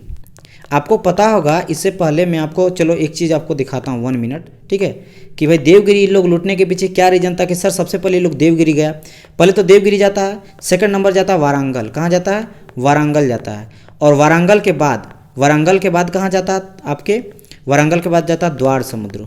कहाँ जाता है? द्वार समुद्र। और द्वार समुद्र के बाद कहाँ जाता है? पांड्या देश, यानी कि पूरा जो साउथ के नीचे चल जाता है, ठीक है। द्वार से देखो पहले मैं फिगर आपको दिखा दूंगा, ठीक है, मैप में दिखाऊंगा। पहले देखो क्या रहता है, कुछ कंडीशन ऐसा रहता है कि मैंने कहा था कि अलाउद्दीन खिलजी पहला शासक था गुलाम वंश का, ठीक है, दिल्ली सल्तनत का, जो कि दक्षिण भारत गया था और वहाँ जाके हमला किया था। तो ये आपका है क्या? नॉर्थ पार्ट है, ये आपका साउथ पार्ट है। और यहाँ पे बीच में क्या पड़ता है? विंध्याचल पर्वत। तो आपका ये क्या है? विंध्याचल पर्वत है। और विंध्याचल पर्वत को पार करते यहाँ पे पड़ता है देवगिरी, ठीक है। यहाँ क्या पड़ता है? D for Devgiri. तो यहाँ पे देवगिरी पड़ता है। मैंने कहा था इससे पहले ही वो देवगिरी गया था, जब आपके जलालुद्दीन फिरोज खिलजी अपने चाचा को हराने के लिए, धन प्राप्ति के लिए देवगिरी गया था। तो जब इसको पार करता है, ठीक है, ये यहाँ पे पार करके जाता है और यहाँ से धन लूटता है। तो इसका राजा कौन रहता है? यहाँ पे राजा रहता है, यहाँ पे उस समय जो राजा रहता है जिसका नाम रहता है रामचंद्र। क्या रहता है? रामचंद्र। तो जीतने के बाद राजा यहाँ लिख लो, ठीक है, राजा रामचंद्र रहता है। राजा रामचंद्र को बोला जाता है कि आप रेगुलर मुझे धन पहुँचाते रहिएगा। कौन बोलता है? अलाउद्दीन खिलजी बोलता है। लेकिन ये पहुँचाता रहा, लेकिन जब इसका बेटा हुआ, बेटा कौन था? बेटा का नाम रहता है सिंघल देव, सिंघल, ठीक है, सिंघल देव। ये जो है वो धन प्रॉपर सही तरीक़ा से नहीं पहुंचाता है। जब नहीं पहुंचाता है तो इसको सजा देने के लिए सबसे पहले कहाँ जाता है, आक्रमण कहाँ करता है, देवगिरी करता है। किसके द्वारा करता है, मलिक कफूर के द्वारा कराया जाता है, लेकिन ऑर्डर किसका रहता है, अलाउद्दीन खिलजी का। ऑब्वियसली बात है, सुल्तान है तो इसको सबक सिखाने के लिए पहले जाता है देवगिरी, उसको सबक सिखाता है, उसके बाद उसको दंड भी देता है। दंड देने के लिए सेकंड नंबर जाता है वारंगल। अब बात करेंगे वारंगल का, तो इसके बाद देवगिरी आ गया, देवगिरी के बाद कहाँ जाता है आपका सेकंड नंबर में वारंगल। वारंगल का अगर मैं बोलूँ, अगर कोई बोले कि यहाँ पे उस समय का राजा कौन, सुल्तान कौन रहता है, तो यहाँ पे सुल्तान रहता है प्रताप रुद्रदेव। और देखो ये सब क्यों बता रहे, क्योंकि इंपॉर्टेंट है, हर चीज़ इंपॉर्टेंट है, ठीक है। रुद्रदेव राय तृतीय। अब देखो ये इंपॉर्टेंट क्यों है, क्योंकि यहीं से मिला था कोहिनूर इसको भेंट किया था। तो यहाँ पे याद रखना कि जो प्रताप देव रुद्रदेव राय है, ये जो है कोहिनूर का हीरा भेंट किया था, किसको, मलिक कफूर को। फिर मलिक कफूर किसको दे दिया, अलाउद्दीन खिलजी को। तो कोहिनूर, देखो यहाँ से भी ये क्वेश्चन पूछेगा कि जो कोहिनूर का हीरा वेट किया था किसको किया था, तो आप लोग बोलोगे कि भाई अलाउद्दीन खिलजी को। नहीं, ये समझ लो कि सेनापति यहाँ का कौन है, मलिक कफूर है, तो उसको वेट करेगा ना, उसको वो जा रहा ना जीतने के लिए। उसके बाद हाँ इसके थ्रू वही मिलेगा, सुल्तान वही तो उसको मिला था, लेकिन किसके थ्रू मिला था, तो मलिक कफूर के थ्रू। वारंगल हो गया, वारंगल के बाद कहाँ पहुँचता, थर्ड नंबर पर, थर्ड इन लोग पहुँचता आपका द्वार समुद्र। कहाँ पहुँचता है, द्वार समुद्र। एक सेकंड, द्वार समुद्र पहुंचता है। यहाँ पे रहता बल्लभ देव। कौन रहता है, बल्लभ हो रहे, बल्लाल देव रहता है यहाँ का राजा। और इसको इसके बाद फिर पहुंचता है कहाँ पे, आगे पहुंचता पांड्या देश में दो भाई रहता है। इसी का फ़ायदा उठा के जो मलिक कफूर यहाँ पे हमला करता है, लेकिन आप पूरी तरह से जीत नहीं पाता क्योंकि उन लोग कभी हाथ ही नहीं लगा। तो यहाँ पे दो भाई रहता है, और दो भाई का क्या नाम है, एक भाई का नाम है वीर पांड्या, एक समुद्र पांड्या, सुंदर पांड्या, ठीक है, वीर पांड्या, और एक रहता है क्या, सुंदर पांड्या। अब इन दोनों में कॉन्फ्लिक्ट पैदा हो जाता है, यानी कि इन लोगों को क्या होता है, आपस में लड़ने लगता है। तो इसका फ़ायदा कौन उठाता है, इसका फ़ायदा उठाता है मलिक कफूर, ठीक है, इसका फ़ायदा उठाता है मलिक कफूर। और मलिक कफूर फ़ायदा उठा के यहाँ से बहुत ज़्यादा धन लूटता है।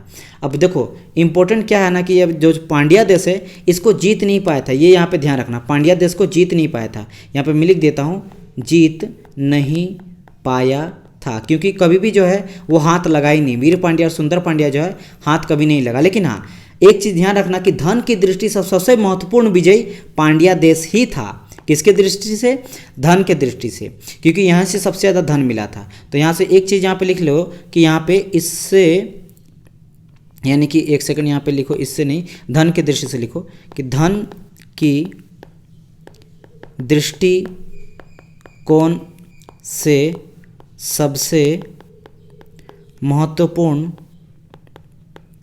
विजय, ठीक है, सबसे महत्वपूर्ण विजय क्या था आपका, पांड्या देश था, ठीक है, ओके। और यहाँ पे कौन कर रहा है, ये सारा कर रहा है मलिक कफूर कर रहा है। और सबसे इंपॉर्टेंट, ये जितना यहाँ पे जीता ना, वो कहीं पे भी ये अपने अंडर में ले लिया, साम्राज्य में शामिल नहीं करता, ले लिया बोल रहे मतलब नहीं ले लिया, ये सिर्फ इसको कर राज्य यानी कि करद राज्य मतलब बोला जाता है कि देखो जितने हैं, चाहे पांड्या देश है, ठीक है, या फिर द्वार समुद्र है, या वारंगल है, या फिर देवगिरी है, सब तुम लोग का सिर्फ ये काम रहेगा कि मेरे अधिकार को तुम लोग मान लो, स्वाधीनता मान लो, मेरे अंडर में रहो और रेगुलर मेरे को टैक्स पे करते रहना। अगर तुम मुझे रेगुलर धन पहुंचाते रहेगा तो हम तुम लोग को कुछ नहीं करेंगे, अगर नहीं करेगा तब आगे दिक्कत है। क्योंकि देखो उतना बड़ा, अगर मान लो उत्तर भारत को चलाना है अलाउद्दीन खिलजी को, दक्षिण भारत को चलाना है, तो अगर सबको अपने साम्राज्य में अंडर कर लेगा तो उसके लिए बहुत ज़्यादा सेना बढ़ा चाहिए और सेना के लिए ज़्यादा धन चाहिए। तो ये सारा चीज़ के लिए बेटर है ना कि सबके राजा को हैंडल करने दो, बस मेरी सिद्धांत मान लो। और ये अच्छी बात ये भी था कि द्वार समुद्र का बात करेंगे, मतलब देवगिरी का बात करेंगे, या फिर वारंगल का बात करेंगे, या फिर द्वार समुद्र का, या फिर पांड्या देश, सब जो है वो रिस्पेक्ट करता था अलाउद्दीन खिलजी का और इसकी स्वाधीनता को मानता भी था, ठीक है। तो इसके चलते जो है ये इसको हैंडल करना बहुत इसके लिए ईजी हो गया। तो हम लोग क्या करेंगे यहाँ पे देखेंगे, तो आप लोग समझ गए होंगे कि ये सबको जो सब है ये कैसा राज्य था, ये करद राज्य था। करद राज्य मीन्स क्या था, टैक्स पे करता था इन लोग, टैक्स पेड स्टेट। ये सारे जो स्टेट है वो सिर्फ क्या करता था, टैक्स पे करता था, ठीक, राइट। तो ये आप लोग समझ गए होंगे, राइट, ओके। तो ये हम लोग यहाँ पे देख लिए, हम लोग देख लिए किसके बारे में, उत्तर भारत विजय हम लोग देख लिए और आपका दक्षिण भारत का विजय भी हम लोग देख लिए, राइट। अब हम लोग आगे बढ़ते हैं, आगे हम लोग देखेंगे इसके सुधार के बारे में। ये कुछ कुछ खास जो है रिफॉर्म लाया था, तो कौन कौन सा रिफॉर्म लाया था उसको हम आगे यहाँ पे करेंगे, चर्चा करेंगे। चलो तो आगे बढ़ जाते हैं, यहाँ पे सुधार के बारे में हम लोग देख लेते हैं कौन कौन सा सुधार जो है अलाउद्दीन खिलजी किया था और सुधार के लिए बहुत ज़्यादा फेमस था, चाहे वो आपका इकोनॉमिकल रिफॉर्म हो, ठीक है, सुधार मीन्स रिफॉर्म बोला जाता है। तो ये दो तरह का किया गया था, एक इकोनॉमिकल रिफॉर्म यानी कि आर्थिक सुधार, ठीक है, और दूसरा किया था एडमिनिस्ट्रेटिव रिफॉर्म यानी कि प्रशासनिक सुधार। दो सुधार किया था, ठीक है। यानी कि देखो क्या था ना कि इकोनॉमिकल सुधार इसलिए किया था कि इसको पता था कि देखो बहुत बड़ा मेरे पास है सेना, अगर उतना बड़ा सेना को हमको चलाना है तो दो चीज़ करना पड़ेगा। पहला चीज़, या तो जो सेना है, सेना का जो सैलरी है उसको हमको बढ़ा देना पड़ेगा, सेना का सैलरी को बहुत ज़्यादा बड़ा कर देना पड़ेगा, ठीक है, बढ़ा देना पड़ेगा। दूसरा चीज़ ये है कि हम जो सामान है, सामान का रेट को ही कम कर दे। तो ये क्या किया था, सामान का रेट को ही कम कर दिया था, जिससे क्या हुआ, कम खर्च में, कम पैसा में सेना जो अपने अपने घर परिवार को या फिर सेना को पालने पोसने में यानी कि उसको सक्षम हो पाया, ठीक है, बड़ी सेना को खड़ा करने में सक्षम कर पाया। तो आर्थिक सुधार लिया था, इसके अलावा प्रशासनिक सुधार भी बहुत सारा चीज़ को लाया था। तो हम लोग इसके बाद इसी चीज़ के बारे में डिस्कस करेंगे वन बाय वन करके, क्योंकि ये इंपॉर्टेंट है इसका, राइट, और इसी के लिए बहुत ज़्यादा फेमस माना जाता है। और एग्जाम पॉइंट ऑफ व्यू से याद रखना कि जो रिफॉर्म है ये बहुत ही इंपॉर्टेंट है, रिफॉर्म इसका पूछा जाता है। और दूसरा चीज़ याद रखना ना कि जो अलाउद्दीन खिलजी था ये कभी भी धर्म को राजनीति से नहीं जोड़ता है। तो ये भी इम्पोर्टेंट है कि ये जो है राजनीति को धर्म से नहीं जोड़ता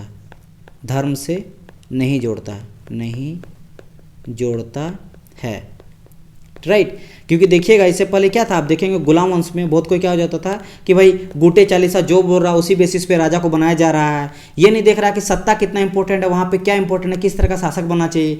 वो लोग धर्म को लेके कि भाई मुस्लिम ही होना चाहिए, जो उसका राजा का राजा वही बेटा, भले शासक के वो योग्य नहीं है फिर भी बना दिया जाता था।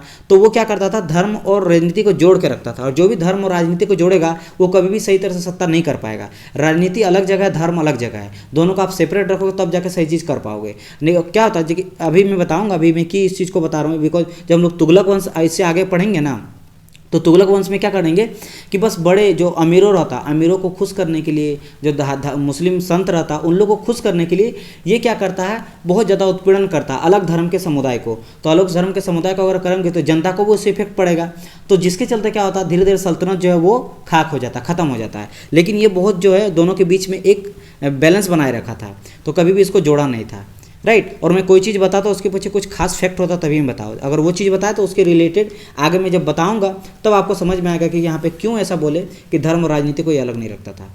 तो हम लोग यहाँ पे क्या बात कर रहे हैं, तो हम लोग अब यहाँ पे इस चीज़ को देखेंगे, हम न्यू यहाँ पे देख लेते हैं, ठीक है, न्यू चैप्टर वाइज में देखेंगे। चलो ठीक है, तो हम लोग यहाँ देखेंगे अब सल्तनत का विस्तार के बारे में, कि वो कितना सल्तनत को जो है विस्तार किया था अलाउद्दीन खिलजी। और कुछ हम लोग प्रशासनिक सुधार के बारे में देखेंगे और सैनिक सुधार के बारे में देखेंगे, जिसके लिए बहुत ज़्यादा फेमस है। 1 मिनट, मैं थोड़ा सा और इसको स्क्रीन को बड़ा कर लेता हूँ, ठीक है। सल्तनत के विस्तार, सल्तनत का लिखते हैं, ठीक है, सल्तनत का विस्तार, ठीक है। चलिए देखते हैं। तो सल्तनत का विस्तार करते करते ये तीन चीज़ बहुत ही प्रमुख चीज़ किया था। पहला चीज़ ये क्या किया था, आर्थिक सुधार लाया था। सुधार यहाँ पे ना सल्तनत का विस्तार के लिए सुधार, रिफॉर्म, ये पूरा आप लोग लिख लो, ठीक है, ताकि ये सही लग रहा है। तो सबसे पहले क्या किया था, ये किया था आर्थिक सुधार, ठीक है, इकोनॉमिकल रिफॉर्म। सेकंड जैसे मैंने कहा ये क्या था, प्रशासनिक सुधार,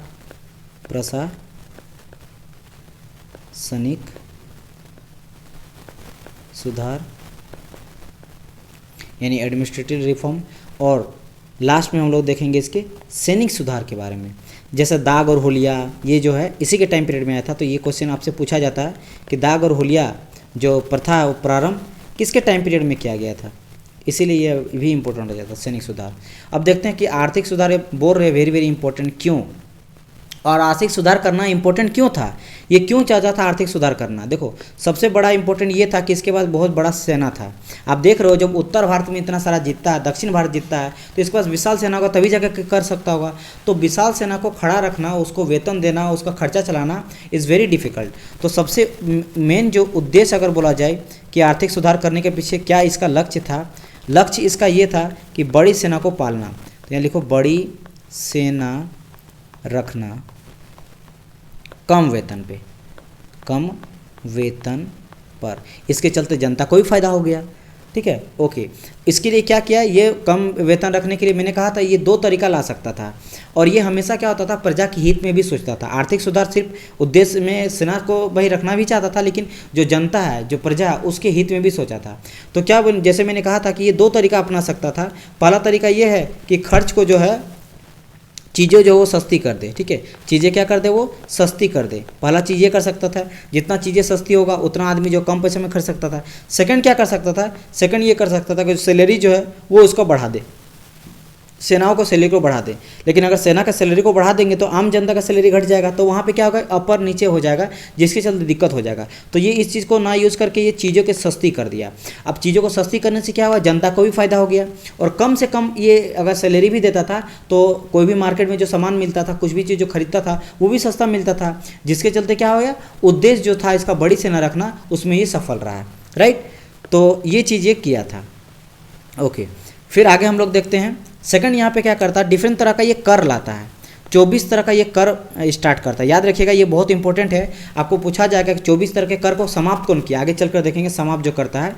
और इसी टाइम पीरियड में जजिया, जकात, खराज, खुम्स वगैरह कर लाता है। ये चीज़ 24 में 3-4 इंपॉर्टेंट जो आपसे पूछेगा क्या क्या होता मैं बताऊँगा। तो 24 तरह के नए कर लाए गए, नए कर क्यों लाएगा, ये कर लाएगा रेवेन्यू ज़्यादा से ज़्यादा कलेक्ट करने के लिए, यानी कि ज़्यादा पैसा प्राप्त करने के लिए, रेवेन्यू ज़्यादा करने के लिए 24 तरह का कर लाया गया। जिसमें प्रमुख कौन कौन सा, प्रमुख मैं बता देता हूँ, 4 तो है, आपको एकदम याद रखना पड़ेगा। पहला होता है जजिया होता है, ठीक है, पहला। सेकंड हो जाता है जकात, फिर हो जाता है आपका खराज।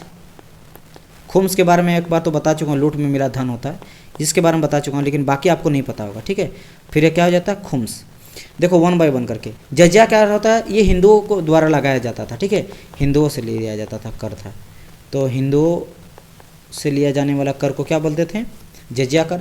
जकात कर क्या हो जाता था, ये मुसलमानों को लिया जाता था कर, धार्मिक कर था, धर्म संस्थानों को चलाने के लिए, तो ये मुसलमानों के लिए उधर लिया गया था, मुसलमानों से। देखो मैंने क्या कहा था कि अलाउद्दीन जो खिलजी है वो राजनीति और धर्म को अलग रखा था। इस पॉइंट से आप ध्यान मतलब कर सकते हो, एक सेकंड यहाँ मैं लिख लेता हूँ। हाँ, तो आप इस पॉइंट से जो मुसलमानों से धार्मिक कर लेता था, देखो ये खुद मुसलमान था, ठीक है, फिर भी ये मुसलमानों से लेता था कर, चाहे तो ये नहीं ले सकता था, इसका दुगना जो हिंदुओं पे डाल देता, लेकिन वो बैलेंस करके रखा था, राजनीति और धर्म को दोनों को अलग अलग रखा था, ठीक है, जिसके चलते ये जो है इसका साम्राज्य इतना बड़ा हो पाया। तो जकात हो गया, जकात मुसलमानों से लिया जाता था। फिर हम लोग बात करते हैं आगे खराज क्या हो जाता है। खराज जो है वो कृषि में ही लिया जाता था, कृषि, और कृषि का जितना उपज होता था उसका 50% तक ये कर को ले जाता था। तो कृषि कर 50% तक, ये नहीं बोल रहे कि 50% ही, लेकिन मैक्सिमम ये 50% भी ले लेता था कर। एंड बात करेंगे खुम्स का, तो ये तो आपको पता है लूट में मिला धन होता था, जो कोई भी आक्रमण करता था, अभियान करता था, उसमें जो सेना को लूट में मिला धन है वो होता था, तो लूट में मिला धन या माल। तो ये 4 तरह का आप लोग को एकदम इसको याद रख लेना, रट लेना, वेरी वेरी इंपॉर्टेंट। जजिया, जकात, खराज, वो खुम्स, राइट, ओके। चलो देन आगे हम लोग बढ़ते हैं। इसके अलावा क्या किया था ये ना, चाहे आपका समाज जो बाज़ार में है, बाज़ार के प्रशासन को सही तरह से देखने के लिए, ब्लैकमेल मार्केटिंग होता है उसको ख़त्म करने के लिए, दलाली को ख़त्म करने के लिए ये बाज़ार व्यवस्था को लाया था। और राशनिक व्यवस्था, जो हम लोग राशन वगैरह खरीदते हैं तो उसके लिए राशनिक व्यवस्था लाया था। क्यों, इसका रीज़न क्या था, इसका रीज़न ये था कि कम पैसा में सैनिक जो है वो सारी ज़रूरतों की चीज़ों को खरीद सके, ठीक है। तो यहाँ से क्या किया गया था, ये 2 प्रथा लाया था। पहला कौन कौन सा था मैं यहाँ पे बता दे रहा हूँ, ठीक है। पहला जो लाया था वो था आपका एक सेकंड,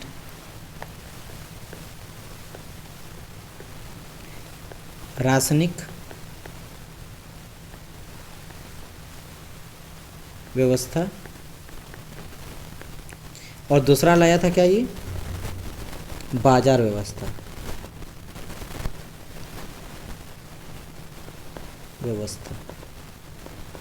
रासायनिक होगा, ठीक है, रासायनिक व्यवस्था, बाजार व्यवस्था।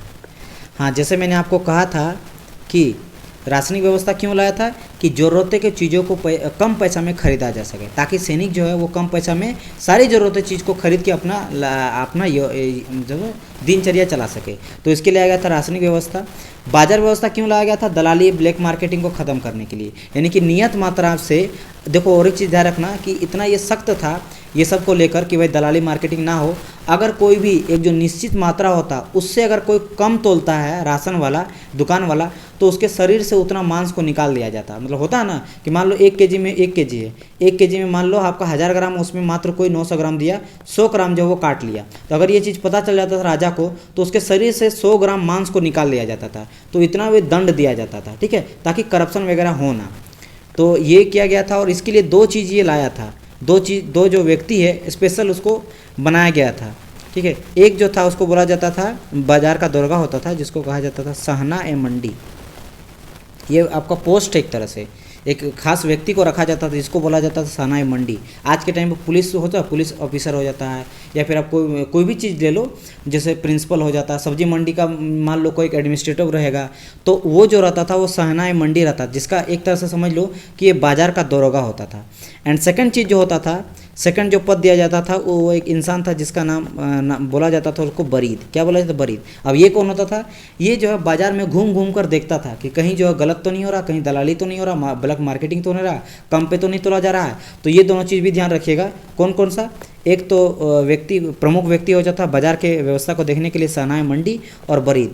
सहना-ए-मंडी क्या हो जाता था, ये बाजार का दरोगा होता था। बरीद कौन होता था, जो कि बाजार में घूम घूम के देख रेख करता था, राइट। इसके अलावा देखो ये सारा चीज़ को कितना इंपॉर्टेंट है। अब ये क्या किया था, ये 4 अध्यादेश जारी किया था अमीरों के लिए, ठीक है, जो जिसके पास ज़्यादा पैसा होता था उसके लिए। क्यों, ये बोला था कि पहला बात, दिल्ली के आसपास का क्षेत्र में अगर कोई शराब पिएगा तो उसको दंड देना पड़ेगा। पहला चीज़ ये किया था। देखो कभी कभी मैं ये सारी चीज़ को देखता हूँ और आज के साथ में कंपेयर करता हूँ, तो मुझे लगता है कि इससे ज़्यादा उस टाइम पीरियड में ना, भले मानते हैं कि मतलब प्रजातंत्र नहीं है, राजतंत्र था, लेकिन कभी कभी लगता है कि उस समय जो प्रशासन और ज़्यादा सही तरह से चलता था। आज के टाइम जो करप्शन बढ़ गया है, क्योंकि सबको यहाँ पे मालिक है, जो गवर्नमेंट ऑफिसर है, जो गवर्नमेंट एम्प्लॉय है, वो अपने आप को सोचता है कि हम ही सरकार है, तो वो करप्शन करने स्टार्ट करने लगता है, ठीक है। क्यों, क्योंकि किसी को डर नहीं लगता, क्योंकि ऊपर से नीचे तक करप्शन है, क्योंकि सबको पता किसी से डरना नहीं है, सब एक दूसरे से फंसा हुआ। लेकिन उस टाइम पीरियड में जो है डरना ही पड़ता था, क्योंकि सुल्तान जो चाहेगा वही होगा। तो देखो ये कितना अच्छा ये चीज़ भी किया गया था। मैंने बहुत ज़्यादा प्रभावित हुआ हूँ हिस्ट्री से, इसीलिए मुझे इंटरेस्टिंग लगता सारा चीज़, अगर आप ध्यान से पढ़ोगे तो, ठीक है। तो जब मैं आप लोगों को सिंधु घाटी सभ्यता पढ़ा रहा था, तभी आप देखे थे टाउन प्लानिंग इतना मस्त था, घर इतना सही तरीके से बनाया जाता था, गली सही तरीके से बनाया जाता था, नालियों को ढका जाता था। आज के टाइम पे आप देख लो कोई भी सिटी में, कुछ सिटी प्लान है, बाकी में देखोगे छोटा गली है, कहीं बड़ा गली है, 4 इधर घर बना दिया, उधर घर बना दिया, जाने को रास्ता नहीं मिलता, बाइक तक पार नहीं होता है। तो ये सारा जो है सही तरह से प्रशासन व्यवस्था को फेलियर मतलब प्रूव करता है कि जो भी यहाँ पे जो व्यवस्था है वो सही व्यवस्था नहीं है। तो ये सारी चीज़ को देख के मुझे लगता है कि अभी से ज़्यादा वो ज़्यादा सही था।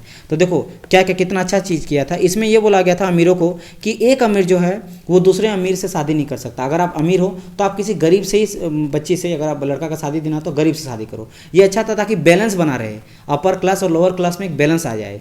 दूसरा चीज़ ये बोला गया था, सेकंड चीज़ क्या, कि दिल्ली के आसपास के क्षेत्र में कोई भी शराब नहीं पिएगा, क्योंकि वो जो है सल्तनत का मुख्य केंद्र होता है, ठीक है, राजधानी होता है। तो ये चीज़ इसके पर लाया गया था, वो लिखने का जरूरत नहीं, आप लोग समझ जाओगे। इसके अलावा विश्व प्रणाली लाया था। क्या लाया था? विश्व प्रणाली। अब देखो विश्व प्रणाली भी आपसे पूछ सकता है कि बताओ विश्व प्रणाली तो है वो किसके शासनकाल में आया था। तो आपको याद रखना कि अलाउद्दीन खिलजी के शासनकाल में लाया गया था। ये बेसिकली कुछ नहीं होता है, ये आपका भूमि का मापन के लिए किया जाता था, ठीक है, भूमि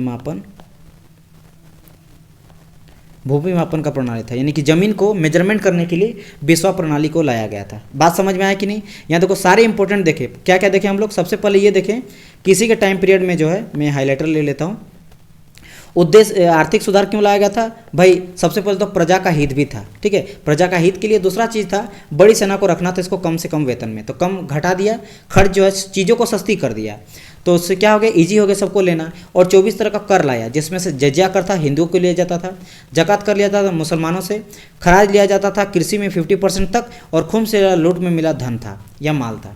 इसके अलावा कुछ जो है वो रासायनिक व्यवस्था लाया, जिसमें क्या किया जाता था, ये जो है ज़रूरतमंद चीज़ों को कम से कम, सेना को कम पैसा में मिल सके, जैसे आज के टाइम पे कैंटीन वगैरह होता है आर्मी के लिए, समझ लो उस टाइप पे किया गया था। और बाजार व्यवस्था लाया गया था। बाजार व्यवस्था में कुछ इंपॉर्टेंट नियुक्ति किया गया था व्यक्तियों को, जैसे सहनाई मंडी और बरीद। बरीद होता था जो बाजार में घूम घूम के देखता था, करप्शन वगैरह, दलाली वगैरह, ब्लैक मार्केटिंग वगैरह खत्म करने के लिए। और सहनाई मंडी क्या था, ये बाजार का दरोगा होता था, ठीक है, एक पुलिस इंस्पेक्टर की तरह समझ लो पद। इसके अलावा 4 अध्यादेश जारी किया था अमीरों के लिए, ताकि नियंत्रण कर सके हर बैलेंस समाज में। लाइक अमीर से अमीर शादी नहीं करेगा, शराब वगैरह नहीं पिएगा, धूम्रपान वगैरह नहीं करेगा, ठीक है। और विषय प्रणाली लाया था कि भूमि मापन के लिए। तो ये चीज़ आपका, ये सारे जो इंपॉर्टेंट है। और कर लाने के पीछे सबसे इंपॉर्टेंट क्या था, कलेक्ट करना ज़्यादा से ज़्यादा रेवेन्यू को। अब हम लोग बात करते हैं प्रशासनिक सुधार के बारे में। तो आप लोग देख लिए होंगे कि कितना ये इंपॉर्टेंट था। सेकंड, देखो क्या था ना, उस समय पे खाली पड़ा बहुत जगह भूमि था। जो भूमि रहता है, जैसे क्या होता था, कभी दान में दे दिया जाता था, किसी को इनाम में दे दिया राजा किसी को, या फिर दान में दे दिया, पड़ा हुआ है तो पड़ा हुआ, उसका कोई यूज नहीं होता था। ये सबसे पहले क्या किया, उसको खालसा भूमि बोल दिया। खालसा भूमि में सिर्फ ये जो है वो किसके, सल्तनत यानी कि जो सुल्तान है उसके अंडर में सब आ जाएगा, और उसका प्रयोग करने लगा, उपयोग करने लगा, घोड़ा रखने के लिए, सेना को रखने के लिए, या फिर उपज के लिए। तो यहाँ पर आप लिख सकते हो कि खाली पड़ी भूमि या इनाम में दी गई भूमि को, ठीक है। कोई अगर बोला कि मालिक या फिर सुल्तान ये तो हमको मिला है फ्री में या फिर इनाम में, बोला अब इनाम उनाम कुछ नहीं, अब जब जो है ये सब किसका हो जाएगा, ये खालसा कहलाएगा, खालसा भूमि। तो आप अगर कोई बोलेगा खालसा भूमि में क्या होता है, मतलब इनाम में दिया गया भूमि या फिर खाली पड़ा भूमि जो है वो सल्तनत का हो जाता था। ये चीज़ पहला पॉइंट हो गया, खालसा भूमि, ये इंपॉर्टेंट है। खालसा भूमि क्या होता है समझ गए होंगे। सेकंड पॉइंट ये है कि ये गुप्तचर व्यवस्था भी लाया था, यानी कि गुप्तचर व्यवस्था को मजबूत करने के लिए एक नियुक्ति किया था व्यक्ति का। वो व्यक्ति इंपॉर्टेंट है, उससे आपसे पूछ सकता है, तो वो क्या आ जाए यहाँ पे लिख दो, ठीक है। एक सेकंड, यहाँ लिखो गुप्तचर व्यवस्था को मजबूत करने के लिए, या फिर मजबूत किया किसके द्वारा, एक व्यक्ति का नाम बहुत आता है, याद रखिएगा, मुनिहयन। कौन हो जाता है, मुनिहयन। मुनिहयन एक व्यक्ति है जो कि गुप्तचर व्यवस्था को मजबूत करने में बहुत हेल्प किया था। ये भी एक नियुक्त किया गया था व्यक्ति था, राइट, ये समझ गए। तो ये हो गया इसका प्रशासनिक सुधार को लाने में किया गया था। अब हम लोग बात करते हैं सैनिक सुधार में क्या क्या किया था सर। तो सैनिक सुधार में सबसे पहले दाग और होलिया लाया गया था, मतलब जिसके पास जितना भी घोड़ा रहता था उसमें दाग दिया गया था, मतलब एक चिन्ह दिया जाता था, ताकि उससे ये पता चले कि किसके पास कितना घोड़ा है और उसका वो देखभाल सही तरह से कर रहा है कि नहीं कर रहा है, ठीक है। तो ये इसी टाइम पीरियड में जो दाग और होलिया प्रथा को प्रारंभ किया गया था। ये भी क्वेश्चन इंपॉर्टेंट है, VVI है, पूछ सकता है आपसे, तो ध्यान रखिएगा आप लोग को, ठीक है। चलो आगे बढ़ते हैं। सेकंड नंबर में जैसे मैंने कहा था, सैनिक सुधार में सैनिक को क्या दिया जाता है, कैश पेमेंट दिया जाता था, नगद वेतन दिया जाता। इससे पहले 1/4 और 3/4 मैंने बताया था। तो ये क्या करता था, नगद वेतन देता था सैनिकों को। इससे पहले कोई भी जो है नगद वेतन किसी को नहीं देता था अपनी सेना को, ठीक है। लेकिन यह क्या करने लगा, सैनिक को जो है नगद वेतन देने लगा।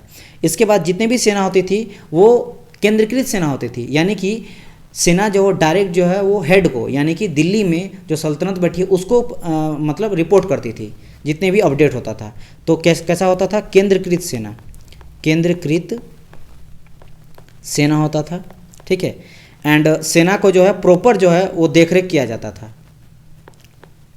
सेना का निश्चित, इसको मैं एक कहानी बताऊंगा कि अलाउद्दीन खिलजी एक सेकंड, अंतराल पर निरीक्षण, एक माना जाता है कि ये क्या करता था, एक टाइम पीरियड के बाद सेना को चेक करता था, और जब ये चेक करता था खड़ा होके, तो जो सेना रहता था वो थर थर काँपता था, क्योंकि डर लगता था कि कहीं मेरे में कोई कमी ना निकल जाए, मेरे में कोई अगर कमी निकलेगा तो मैं सेना से हटा दिया जाऊंगा। तो ये जो है अलाउद्दीन खिलजी के टाइम पे एक डर था सैनिक सुधार में, यानी कि कोई भी जो सेना रहता था वो एकदम फिट होना चाहिए, ऊपर से लेकर नीचे तक एकदम हेल्दी होना चाहिए, सही तरह से योद्धा की तरह होना चाहिए। तो ये सारा चीज़ जो है ये इस टाइम पीरियड में किया गया था, जिसके चलते एक तरह से आप बोल सकते हो कि जो उपाधि लिया था सिकंदर सानी का, द्वितीय सिकंदर का, तो मान सकते हो कि लगभग लगभग ये सच में उत्तर भारत का और दक्षिण भारत को सबसे ज़्यादा जीतने में ये सफल रहा था। और सेना को अच्छी तरह से, चाहे आप देख लो यहीं पे आप लोग देखें प्रशासनिक व्यवस्था कितना सुधार दिया था, आर्थिक व्यवस्था को सुधार दिया था, सैनिक व्यवस्था को सुधार दिया था। तो हर पीरियड में आप बोल सकते हो कि ये जो है एक अच्छा नेता या फिर अच्छा सुल्तान था, राइट। और ये मैंने जो अभी चीज़ बताई उस चीज़ को भी ध्यान रखेगा। तो मैंने क्या कहा कि जब ये चेक करता था ना तो आदमी थर थर काँपता था, लाइन से ये चेक करता था, एक एक सैनिक को चेक करता था और चेक करता था किसी में कोई कमी ना हो। सैनिक डरता था कि कहीं मुझे छाट ना दिया जाए। तो समझ लो ये चीज़ आप जब देखोगे कि करप्शन इतना बढ़ जाएगा कि सेना खुद जो है, राजा बोलता था कि तुम लो ये पैसा लो और अगर कहीं घूस देने का पड़े तो पैसा दे के निकल जाना, राजा बोलता था सैनिक को। और लेकिन इस टाइम पीरियड में आप देखें ये भी चीज़ मैंने कहा था कि बाजार व्यवस्था में अगर कोई भी निश्चित मात्रा से कम तोलता है तो उसका शरीर से मांस निकाल दिया जाता है। तो देखो ये आर्थिक, सामाजिक और प्रशासनिक व्यवस्था को कितना सुधारा हुआ था, इसीलिए इंपॉर्टेंट आपसे ये चीज़ पूछता है एग्जाम में। अब चलो ये कहानी को अब हम लोग ख़त्म करेंगे। तो ख़त्म करने के साथ ही यहाँ पे कुछ पॉइंट जान लो। मैंने क्या बताया था, हमेशा आपको एक चीज़ बताया था, चाहे आप देखोगे ऐबक के टाइम से, मैंने क्या कहा था, ऐबक के टाइम पे यहाँ पे आप इस तरह करके देखोगे, ये आपका है कौन, नॉर्थ पार्ट है, साउथ है, ईस्ट है और वेस्ट है, ठीक है। तो आपका जो नॉर्थ ईस्ट वेस्ट आपका, सॉरी ये जो नॉर्थ, इधर नहीं, इधर वाला पार्ट जो आपका ये नॉर्थ है, नॉर्थ और वेस्ट पार्ट है, ठीक है, या फिर समझ लो उत्तर, दक्षिण, ये आपका पूरब और आपका पश्चिम। तो आपका जो उत्तर और पश्चिम भाग, मैंने कहा था क्या, यहाँ पे कतार लगा के जो मंगोल आक्रमणकारी से रोका बचा जाता था। तो ऐबक के टाइम पीरियड में यहाँ पे जो सेनापति कौन था, कौन यहाँ पे बचाता था, तो इल्तुतमिश था, ठीक है। जब यहाँ पे कमज़ोर शासक हुआ तो इल्तुतमिश राजा बन गया।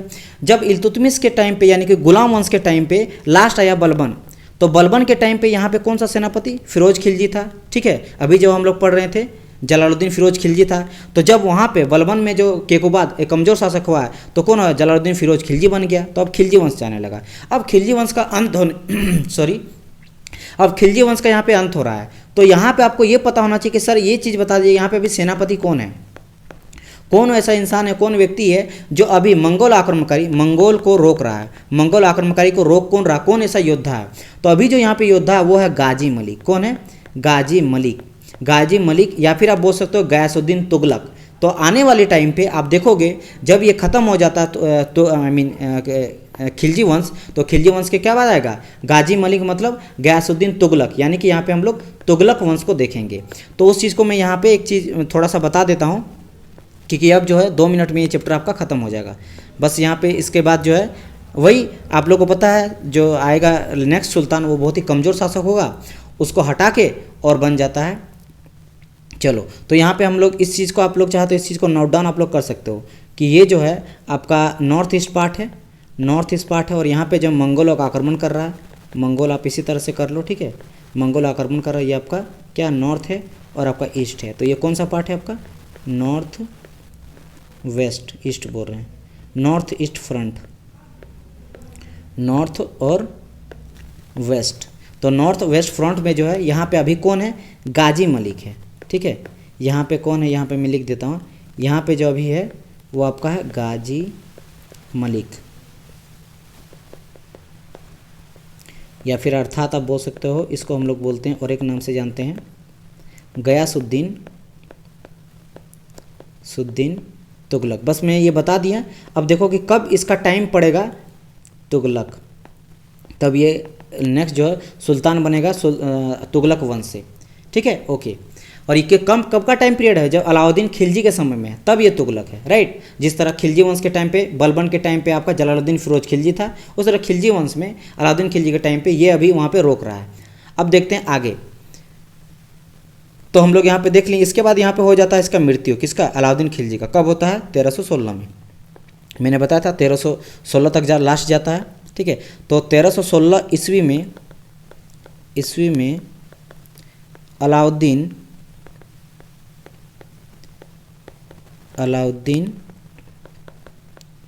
खिलजी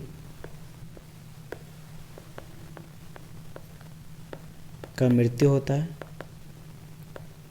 अब मृत्यु होने के बाद यहाँ पे थोड़ा सा जो है एक टेंशन क्रिएट हो जाता है कि नेक्स्ट सुल्तान कब बनेगा।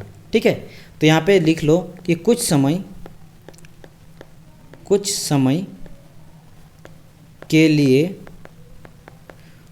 के लिए यहाँ पे क्या हो जाता है, एक संघर्ष क्रिएट हो जाता है। क्योंकि देखो यहाँ पे दो जो है दावेदार आएगा, एक तो रहेगा खुसरो शाह और दूसरा रहेगा मलिक कफूर। मैंने बताया था कि उत्तर भारत में जो था इसका चचेरा भाई था जिसका नाम क्या था, नुसरत खां था, वो सेनापति था उत्तर भारत को जीतने में। लेकिन जब दक्षिण पार्ट को जीता था तो मलिक कफूर जो केम्बे में जीता गया था नुसरत खां के द्वारा ही 1000 दिनार में, उसको सेनापति बना दिया जाता है। और जितने भी आपके दक्षिण भारत में आपके राज्य को जीतता जाए, वो देवगिरी हो, वारंगल हो, द्वार समुद्र हो या फिर पांड्या देश हो, सब में हेड कौन होता है, मलिक कफूर होता है सेनापति। तो यहाँ पे हम लोग ये देखेंगे कि भाई इसके बाद यानी कि जब अलाउद्दीन खिलजी मौत होता है उसके बाद मैंने कहा था आपको मलिक कफूर भी सेनापति जो है उसका एक लालच क्रिएट होने लगता है कि भाई हम भी बन सकते हैं, हम भी तो सेनापति बन सकते हैं। तो यहाँ पे क्या लिखेंगे, कुछ समयों के लिए एक संघर्ष की स्थिति में आ जाता है, स्थिति बन जाती है। ठीक है, बन जाती है। किसकी किस्म में दावेदार कौन होता है, एक रहता खुसरो शाह। अब ये खुसरो शाह कौन है मैं आपको बताता हूँ। ठीक है, खुसरो शाह, और दूसरा आ जाता है मलिक काफूर। देखो अंतिम टाइम में ना अलाउद्दीन खिलजी को थोड़ा परेशानी झेलना पड़ा था। ठीक है, अंतिम समय में बहुत मुश्किलों का सामना करना पड़ा था। क्यों? क्योंकि इसके जितने करीबी थे ना वो धीरे धीरे साथ छोड़ना चाह रहे थे। जैसे सबसे इंपॉर्टेंट मलिक कपूर को भी सत्ता का जो है लालच हो गया था। ठीक है, और कुछ समय तक तो ये मान लो कि जो मलिक कफूर है वो सत्ता पे लगभग बैठ भी गया था, लेकिन बाद में इसको हत्या कर दिया जाता है। और हत्या करके जो है किसको बनाया जाता है, आपके कुतुबुद्दीन मुबारक को, इसके बेटे को। अब बात आता है सर यहाँ पे खुसरो शाह के बारे में कुछ नहीं बताएं। खुसरो शाह के बारे में देखो, खुसरो शाह जो ना ये दोस्त रहता करीबी, ये करीबी होता, किसका करीबी हो जाता है, करीबी रहता किसके, कुतुबुद्दीन मुबारक का, कुतुबुद्दीन मुबारक। ठीक है, कुतुबुद्दीन मुबारक का। तो ऑब्वियसली बात है यहाँ पे जो है कुतुबुद्दीन मुबारक इसके बाद बन जाता है कौन, राजा। ठीक है, खिलजी वंश का वो भी रहता तो वो आराम से बन जाता है, और एक तरह से वो समझ लो कि राजा का बेटा राजा। ठीक है, सल्तनत में काल में ही बनता, कोई अलग से हटके नहीं आता है। तो यहाँ पे बनता कौन है, कुतुबुद्दीन मुबारक। और कुतुबुद्दीन मुबारक जब तक बनता तब तक जो है अभी तक जो है गयासुद्दीन तुगलक को कोई प्रॉब्लम नहीं होता है कि चलो ठीक है हमको कोई इशू नहीं है। इसके बाद उसी इशू क्रिएट होगा, तो यहाँ पे कुतुबुद्दीन मुबारक जो है वो सत्ता बैठ जाता है, मुबारक खिलजी के सत्ता पर बैठा। लेकिन ऑब्वियसली बात है कहानी फिर से उसी तरह स्टार्ट होता है, ये अयोग्य शासक होता है। इसको आप एक ही चीज़ से पता कर सकते हो कि अपने आप को जो है ये सुल्तान मानने लगा था, सुल्तान बोले खलीफा। मैंने बताया था ना, चाहे आपका ऐबक जो रहता खुद जो गुलाम वंश का संस्थापक है कुतुबुद्दीन ऐबक, वो किसका था, मोहम्मद गोरी का था गुलाम। ठीक है, मोहम्मद गोरी का गुलाम था इसलिए गुलाम वंश था। और मोहम्मद गोरी किसको मानता था, ये सत्ता मानता आपके गजनी को, गजनी के सत्ता को मानता था। यानी गजनी का गुलाम था गोरी का गुलाम था ऐबक, और गजनी गोरी सब जो किसका गुलाम था, खलीफा का। मेन कौन होता, खलीफा। तो ये क्या किया जो कुतुबुद्दीन मुबारक है ये अपने आप को ही खलीफा साबित कर दिया, ये खुद बोला कि हम ही खलीफा हैं। राइट, तो ये सबसे बड़ा इसका गलती था। और दूसरा गलती ये था कि ये इतना पागल था कि ये जो अपने दरबार में वो नग्न अवस्था में आया जाया करता था। ठीक है, तो ये सारा गलत था। और इसका फ़ायदा कौन उठाया, इसका दोस्त खुसरो शाह। खुसरो शाह क्या किया, इसको हत्या कर दिया, और हत्या करके बोल दिया कि इस्लाम खतरे में है, ये जो है इस्लाम का शत्रु है। तो ये सारा चीज़ के क्यों, क्योंकि जनता के सामने अपनी इमेज को अच्छा बनाने के लिए कि हम जो किए वो अच्छा किए, और खुद जो सत्ता पे बैठना चाह रहा था। रीज़न क्या था कि जो खुसरो था वो हिंदू था, और हिंदू से मुस्लिम बना था, ये बहुत इंपॉर्टेंट है। ठीक है, ये क्या था, हिंदू से मुस्लिम बना था।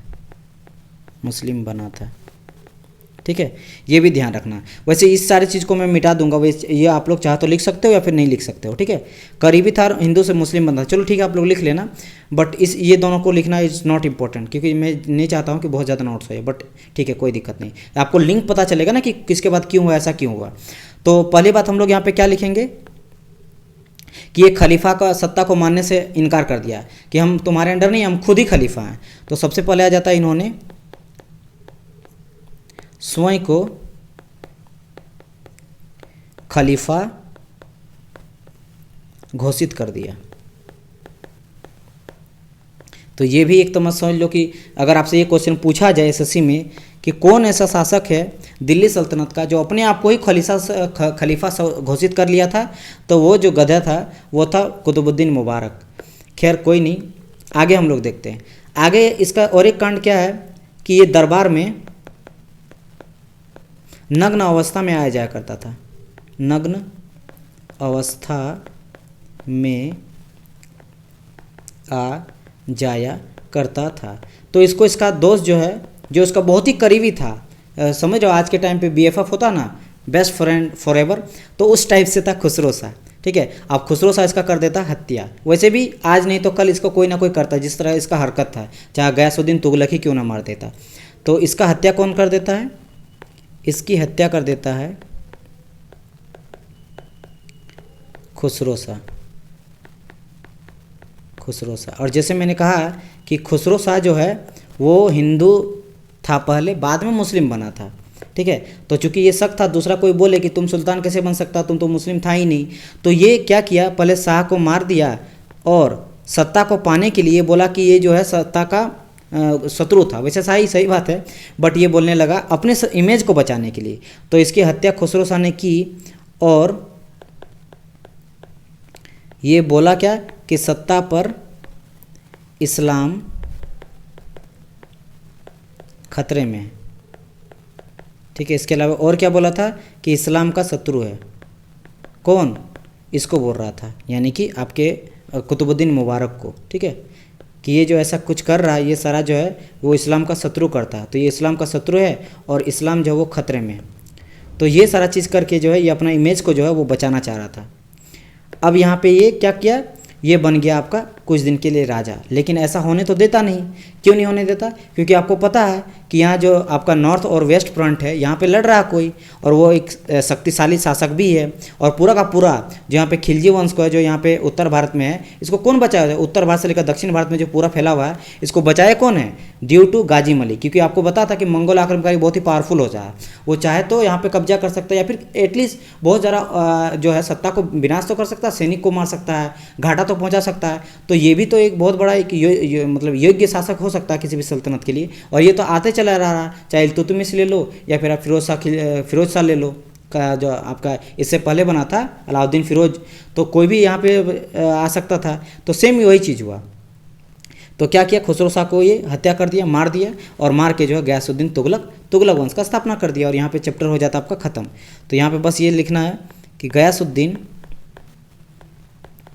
गयासुद्दीन तुगलक, जिसको हम लोग बोलते हैं और एक नाम से जिते और गाजी मलिक। तो गयासुद्दीन तुगलक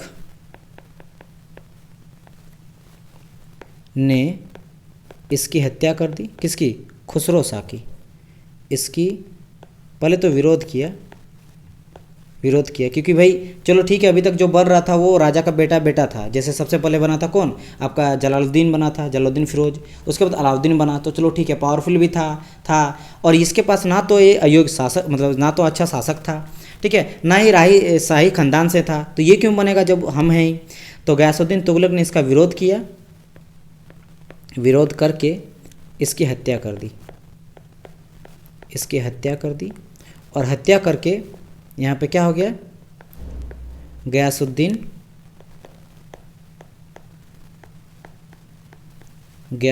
का यानी गयासुद्दीन तुगलक का तुगलक वंश।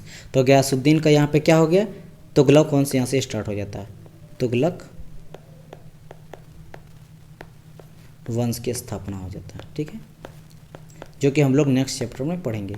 आई होप सो कि आप लोग को ये पूरा का पूरा क्लियर हो गया होगा। 1 चैप्टर में मैं ट्राई किया हूँ कि पूरा का पूरा कंप्लीट आपको कैसे स्टोरी बताया जाए। आप यहाँ पे जो भी चीज़ मैंने बताया, कोई भी चीज़, किसी की भी, चाहे प्रशासनिक सुधार हो, धार्मिक सुधार हो, या फिर इससे रिलेटेड जितने फाइट हम लोग बताएं, है ना, जितने भी मलिक कफूर का बात करो, या फिर जो आपका गुजरात से उत्तर भारत में सेनापति था नुसरत खां बात करो, हर वो पीछे चाहे खुम्स का बात करो, रणथंभौर का बात करो, सबकी कहानी के पीछे मैंने बताया। द्वार समुद्र क्यों गया था, देवगिरी कहाँ से गया था, तो 1 बाय 1 करके सारे को कनेक्ट करके मैं बताऊँ, वन बाय वन हर वो चीज़ को बताऊँ जो कि आपके एग्जाम पॉइंट ऑफ व्यू से अच्छा हो और कहानी के तौर पे आपको ईजी लगे, मज़ा आए पढ़ने में, वो सारा चीज़ को मैं आपको बताया। ठीक है, तो ये सारी चीज़ में हम लोग का यहाँ पे चैप्टर हो जाता ख़त्म। आई होप सो कि आप लोग को ये चीज़ जो है लेक्चर आपको पसंद आया होगा। देखो लास्ट टाइम में इसका कितना बड़ा सत्ता हो जाता है। ठीक है, ये यहाँ से स्टार्ट करता है, तो यहाँ देखो दिल्ली तो मेन था उसका, बोल राजधानी। ठीक है, ये सारे को पूरा का पूरा भाग को जो है दक्षिण भारत तक, यहाँ तक जो है ये जीत लिया था। तो इतना बड़ा भाग जो है, समझ रहे हो, इतना बड़ा भाग को कंट्रोल करना, इसी के लिए जो है ये प्रशासनिक सुधार वगैरह, सैनिक को सही तरह से वेतन देना, सारे चीज़ को किया था। राइट, तो ये वाला भाग को ये पूरा लिया था। ये किसका साम्राज्य था? ये साम्राज्य था अलाउद्दीन खिलजी का। तो यहाँ पे ये चैप्टर हो जाता ख़त्म। हम लोग नेक्स्ट चैप्टर लाएंगे। नेक्स्ट चैप्टर किसके लाएंगे? तुगलक वंश लाएंगे। जैसा आप लोग देखें, कैसा वीडियो लगा जरूर बताएगा। अगर प्लीज़ अगर अच्छा लगे तो आई होप सो कि अच्छा लगा ही होगा। मेहनत हम लोग बहुत करें, एक सप्ताह यानी 10 दिन के बाद ये सारा सीरीज ला रहे हैं। जैसे मैंने कहा था कि एक सप्ताह लग गया मेरा जो है सिर्फ पूरा का पूरा मॉडर्न हिस्ट्री को बनाने में सारे, क्योंकि देखो मेरे पास सारा नोट्स पड़ा हुआ था, मुझे पता था, लेकिन मैं प्रीवियस ईयर का पेपर को देखता हूँ, एनालिसिस करता हूँ, सिलेबस को देखता हूँ, तब मैं बताता हूँ। फिर कहानी के तौर पे मैं बताता हूँ ताकि हर चीज़ वो लिंक हो, सब चीज़ को मैं वेरीफाई करता हूँ। अगर कोई चीज़ कन्फ्यूजन भी रहता, अपडेट वगैरह होता, तो वैसे हिस्ट्री तो कभी अपडेट नहीं होता, लेकिन फॉर एन एग्जाम्पल, ठीक है, तो मैं उसके अलावा फोटो वगैरह सिलेक्ट करता हूँ ताकि आप लोग को समझा पाऊँ। राइट, तो आई होप सो कि आप लोग को ये चीज़ सही लगा होगा। तो आप लाइक कीजिएगा, कमेंट कीजिएगा कौन सा पार्ट अच्छा लगा, कैसा लगा आपको, पढ़ाने का शैली मेरा सही है या नहीं है। तो प्लीज़ आप लोग कमेंट कीजिएगा। आप लोग का प्यार जो सपोर्ट मिलता है तो मैं और ज़्यादा मेहनत करता हूँ। और अगर आप फर्स्ट टाइम विजिट किए हैं तो आप चैनल को कर सकते हैं सब्सक्राइब करके बेल आइकन प्रेस कर लीजिएगा, ताकि जब भी मैं नोटिफिकेशन डालूँ तो आपको क्या कहो, नोटिफिकेशन सबसे पहले पहुँचे, क्योंकि यूट्यूब पहुँचाता नहीं है। और सब्सक्राइब करना इसलिए इंपॉर्टेंट है क्योंकि होता क्या कि यूट्यूब का एल्गोरिथम जो फॉलो होता है, अगर आप सब्सक्राइब वगैरह करते हो तो यूट्यूब और ज़्यादा लोगों तक शेयर करेगा, सभी तक ये बात पहुँचेगा, अच्छे स्टूडेंटों को ये चीज़ पढ़ने को मिलेगा जो कि अफोर्ड नहीं कर सकते एक अच्छे क्वालिटी कंटेंट। ठीक है, पैसा से पढ़ना पड़ता है, उन लोग मिल सकता है। और अभी आपका लॉकडाउन पीरियड चल रहा था, अब इसको ज़्यादा से ज़्यादा फ़ायदा उठा के आप अपने तैयारी को अच्छा कर सकते हो, बूस्ट कर सकते हो। और चैनल को जरूर शेयर कीजिएगा, कम से कम 5 या 10 तक अपने फ्रेंड तक शेयर कीजिए। अगर आप ये कर दोगे तो मेरे लिए बहुत ज़्यादा हेल्पफुल हो जाएगा। और आने वाले पीरियड में मैं और सारी कंटेंट को मैं आप लोग को लाऊंगा, फ्री ऑफ कॉस्ट में टोटल आपको पढ़ाऊंगा। एक से एक अच्छे से टीचर लाऊंगा और आपका कंटेंट लाऊंगा, आपको कहीं और जाने का जरूरत नहीं मिलेगा। यहीं से आप गवर्नमेंट जब 100% क्वालिफाई कर सकते हो। तो मिलते हैं नेक्स्ट वीडियो में, तब तक के लिए good bye and God bless you all.